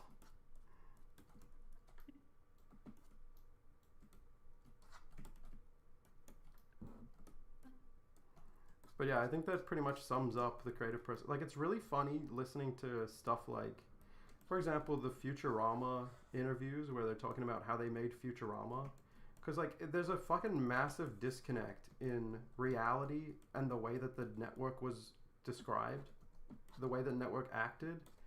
It's like, okay, this is fucking Matt Groening and some of the best Simpsons writers, and they were making one of the most enduring shows ever made. And they're talking about like, oh yeah, Fox kept getting mad at us because we weren't listening to their notes. And it's so weird in retrospect to think that the Futurama team was like worried. Like the Futurama team had to they had to worry about the feedback of the stupid Fox execs that nobody's ever heard of. And they would be like, yeah, we asked you not to do this and you're doing it anyway. Like, you can't do that. It's like, this is Matt fucking Groening that you're talking to. Like, where in the world do you get the idea that you can tell him off? That's insane. But no, it's just because they have the money and the Futurama team didn't. So all of a sudden, yeah, you're back in school, like I said.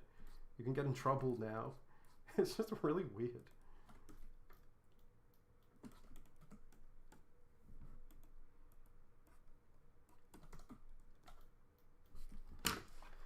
But yeah, I mean, I can only imagine how much things would change if indie began to like subsume Hollywood in that way. So I'm gonna read chat. Oh yeah, Leo said legal and S&P. I kind of wish these had timestamps on these messages. Yeah, I'm scared that Glitch Productions at one point will just go down the same way as Disney. I was gonna say that, yeah, like that sprung to mind when I was talking about the way that things change suddenly when they have investors and interest, like different interests. Yeah, like if Glitch doesn't make us a clear understanding of what exactly mechanically makes them different, they're definitely at risk of that. Like it's definitely a possibility, because a lot of people say, oh, indie is popular, and then they start making things that are indie in name only, and they say, yeah, this is going to be popular, this is an indie show, whatever, and then you'll have fans being like, is this indie? Like, does this count as indie? Well, yeah, it's like some people do see it as a very superficial thing. Some people are like, oh, as long as we call it indie, it's going to be popular. It's like, no, there's a spirit to indie, and there's also a mechanical quality to the actual pipeline that affects the attitudes of everyone working on it.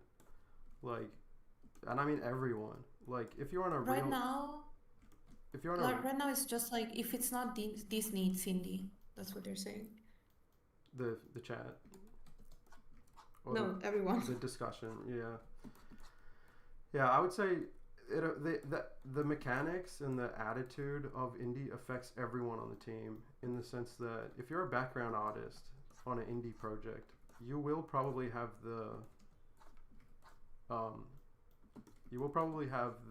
environment where it's okay to step forward and be like, oh, about this story beat, and like give your 2 cents, and like that's what Serena did.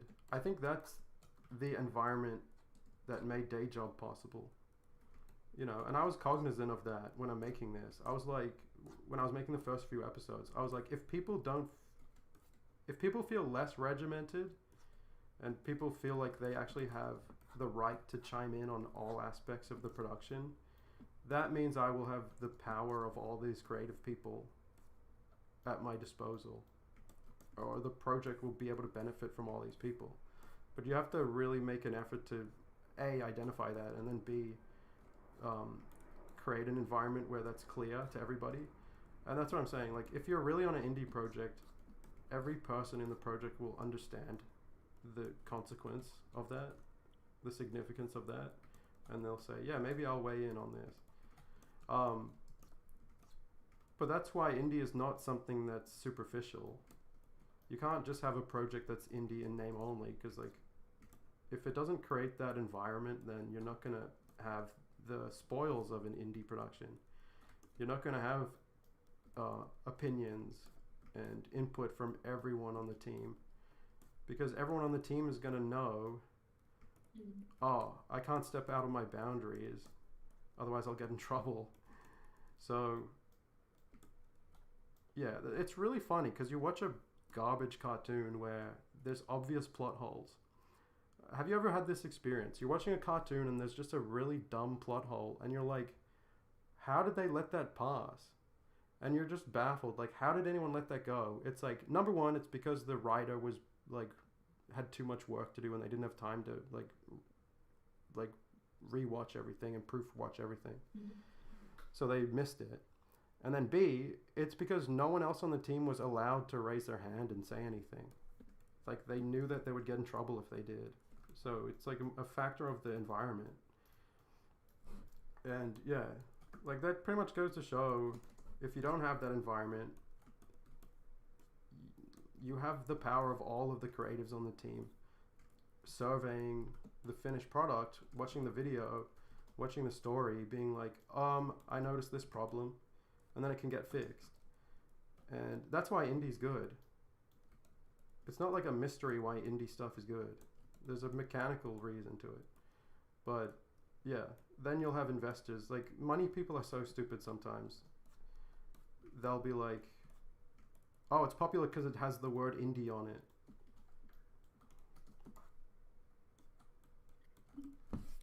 Yeah.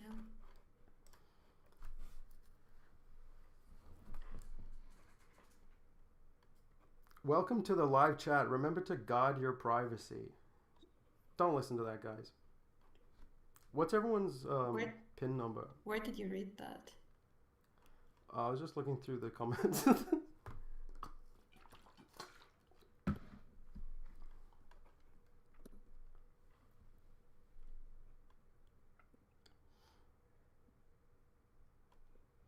Yeah, somebody said, what's your opinion on producers?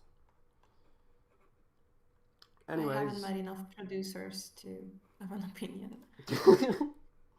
And then somebody said, what's your favorite indie series? Punch Punch. Punch Punch is the answer. So good. You haven't met enough producers? No. I mean, not enough. Not enough that it matters. Have you met a lot of, like, comic execs? Yeah, but like comic is such a different industry because there's not, unless you work in Marvel, but even then, there's not really a lot of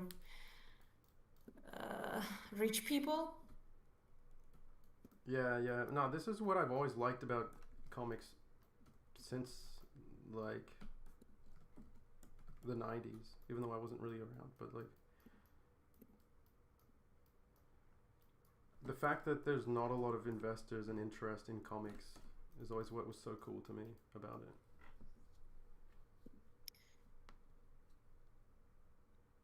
I mean, there's definitely like some sort of like unspoken rule in the comic world. Like if you look at what's on the shelves, you see that there is a reference to what can be printed or not. That's why there is a lot of indie press, like indie publishers, and like everyone is PL. printing their own comics and selling it on their own web stores. Yeah, it seems like such a haven compared to animation. A haven of creativity. Yeah, that definitely, yes, you're definitely more in control. Then you'll notice that depending on the publisher house that picks you up, they will have a say in what you make. You're not really free anyways. Like I've been like the most lucky person. I feel like I have some friends that work for various publishers, and they have some gripes, but I've been super lucky. What do you think of this Big Jono drawing? Good. He looks old. He's old, I guess. I think he was... Doesn't his head shrink? Yeah, it does, yeah. I think he was, how old was he? No, like 50 or something? Yeah.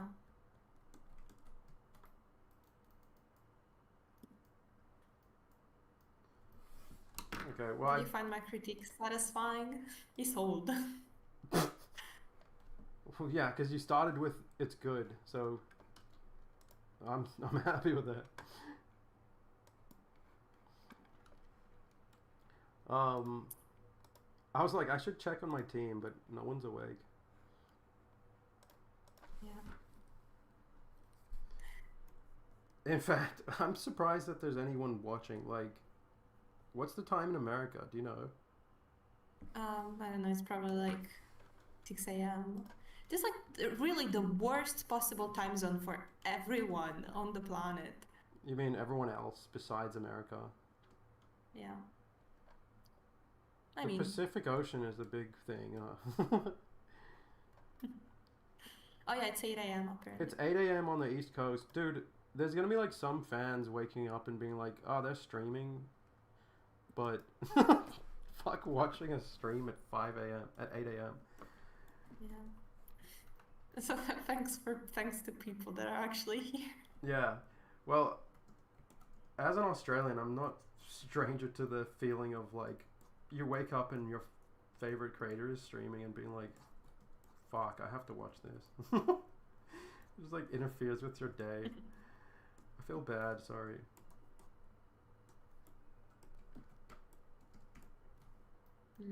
So I don't know how to draw leg hairs in this style. Like, does that look good? Hard. Does that look good? You drew them like this on Rico as well.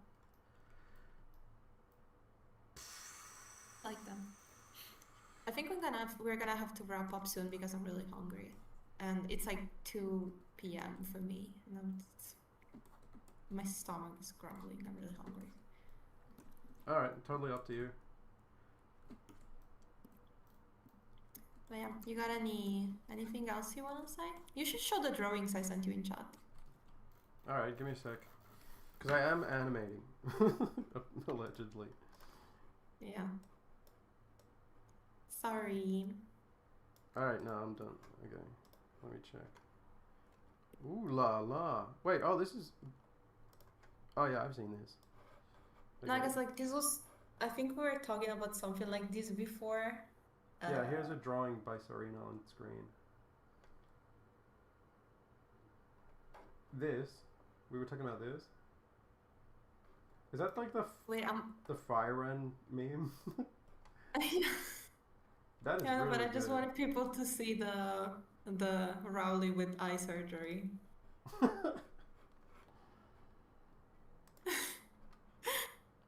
Eye surgery, Rowley. No, that's not what I wanted to show. Eye surgery, Rowley. And then we have Rowley with short hair as well. Haircut from back when he just started working at Gutter Ball. Because maybe it's interesting for some people. Dude, I love the Rico haircut. So what is this, 8 years ago? Yeah, I know. This isn't even like the early 2000s. Like 8 years ago was fucking 2017?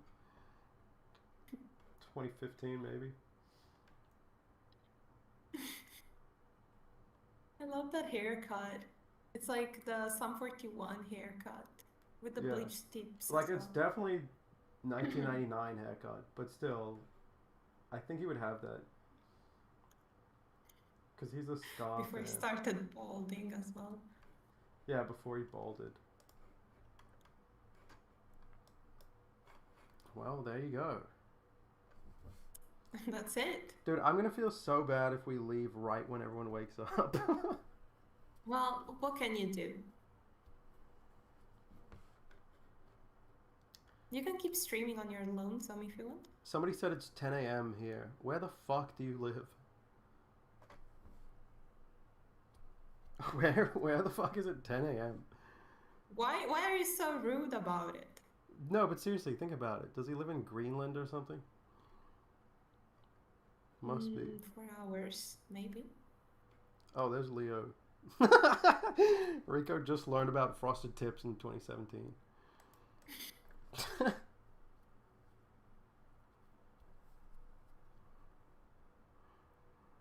Yeah, one cut joke from an old pilot, like an old draft, was that Rico had Rico was trying to distract the cameraman, and he was like, "Why don't you film something else, like my new glasses?" And then he was like, "Oh wait, I sat on them and they're broken." But like, I enjoyed like teasing, showing Rico with glasses, but not actually showing them. Have you ever drawn him with glasses? No, I haven't tried. But I've always wondered about what it would look like. It's 10 a.m. in a place where they call fries potato Jeremys. That doesn't narrow it down. I'm still totally lost. I can't imagine this fantasy world where it's somehow 10 a.m. That's impossible. And potatoes are called potato Jeremys. That's confusing. Nobody tell me. I prefer the fantasy. Because there's no islands. There's no islands in the...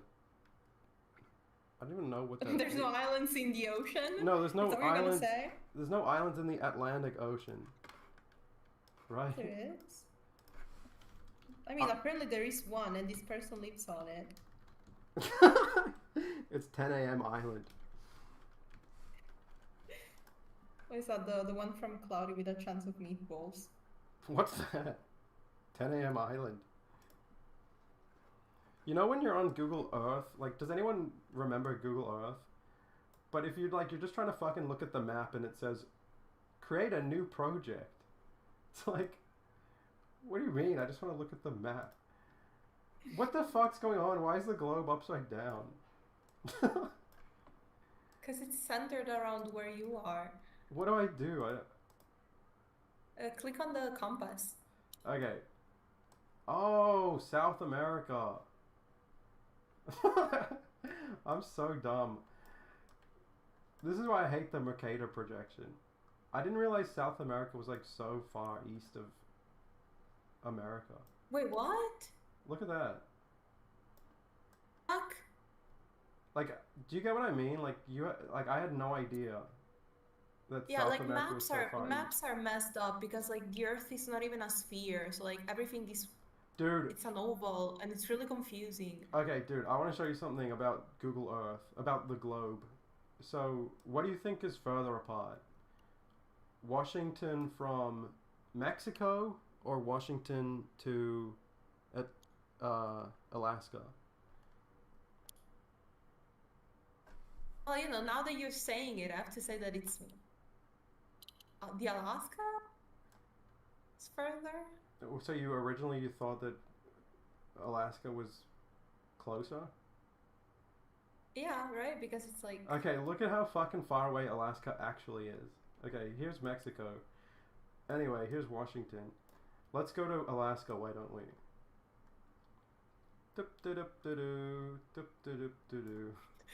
This stream has gone somewhere else. There's fucking Alaska. Look at how fucking far away that is. It's like further north than like anything in Canada. That's so far away. The Mercator projection is so like...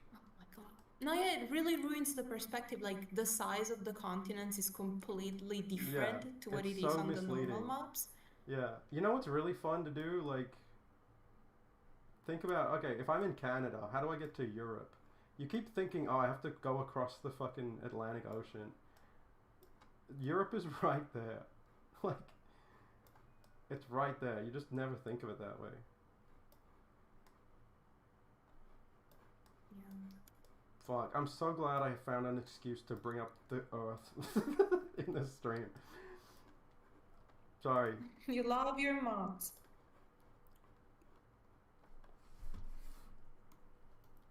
No, I don't. You love maps. You love looking at maps. It's your favorite thing to do. No? Yes. Also, I have to go because I have to work and I want to eat. And, Guys, we're done with this whole stupid charade.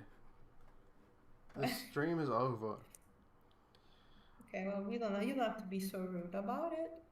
You know, it was just our first stream. I've never done a stream like this long, and definitely not on a platform like YouTube. And you've never really spoken English before, right? Like, yeah, I just learned. Like, I woke up today and was like, okay. Please, guys, please appreciate Serena's efforts. She learned English for this. Yeah. Now I'm gonna close the call and forget everything immediately. No more English for me. Thank you for joining. Thank you for an incredible peak of 45 viewers this Friday, Thursday evening. Yeah. This incredible reunion of time zones in this stream space. Thank you. And what do you say to just streaming way more often, Serena? With I would love reckless abandon to the time zones. yeah, this was fun. I'd like to be less scared next time because I was pretty scared. I was on the scared my beginning of first this stream as well a couple weeks ago. Yeah, it's Yeah. really ridiculous. Like I was really planning to stream once a week, and then I just got too wrapped up in the whole time zone shit. So that I decided whatever. If I'm gonna stream, I'm gonna have to just not care about that. And Mhm. people can watch the VOD, and anyone watching the VOD as well. Hopefully, I'll do more streams that actually suit your time zone. Yeah, next time should be more topical. I do care about people getting to watch live, but you know, we gotta make streams when we can. Yeah, that's not always possible. Thank you for joining me, Serena. Thank you for incredible art directing on the project since day one. Thank you You're for welcome. the sweet backgrounds, which we got a preview of, and I hope everyone's looking forward to that. And look forward to episode 4 in Q1 2026. Exciting. Fuck, I'm scared. I have to work. I gotta work on this show. Bye-bye. No pressure, Serena. Bye-bye. Bye, everybody. Thanks for coming. Bye. Ciao.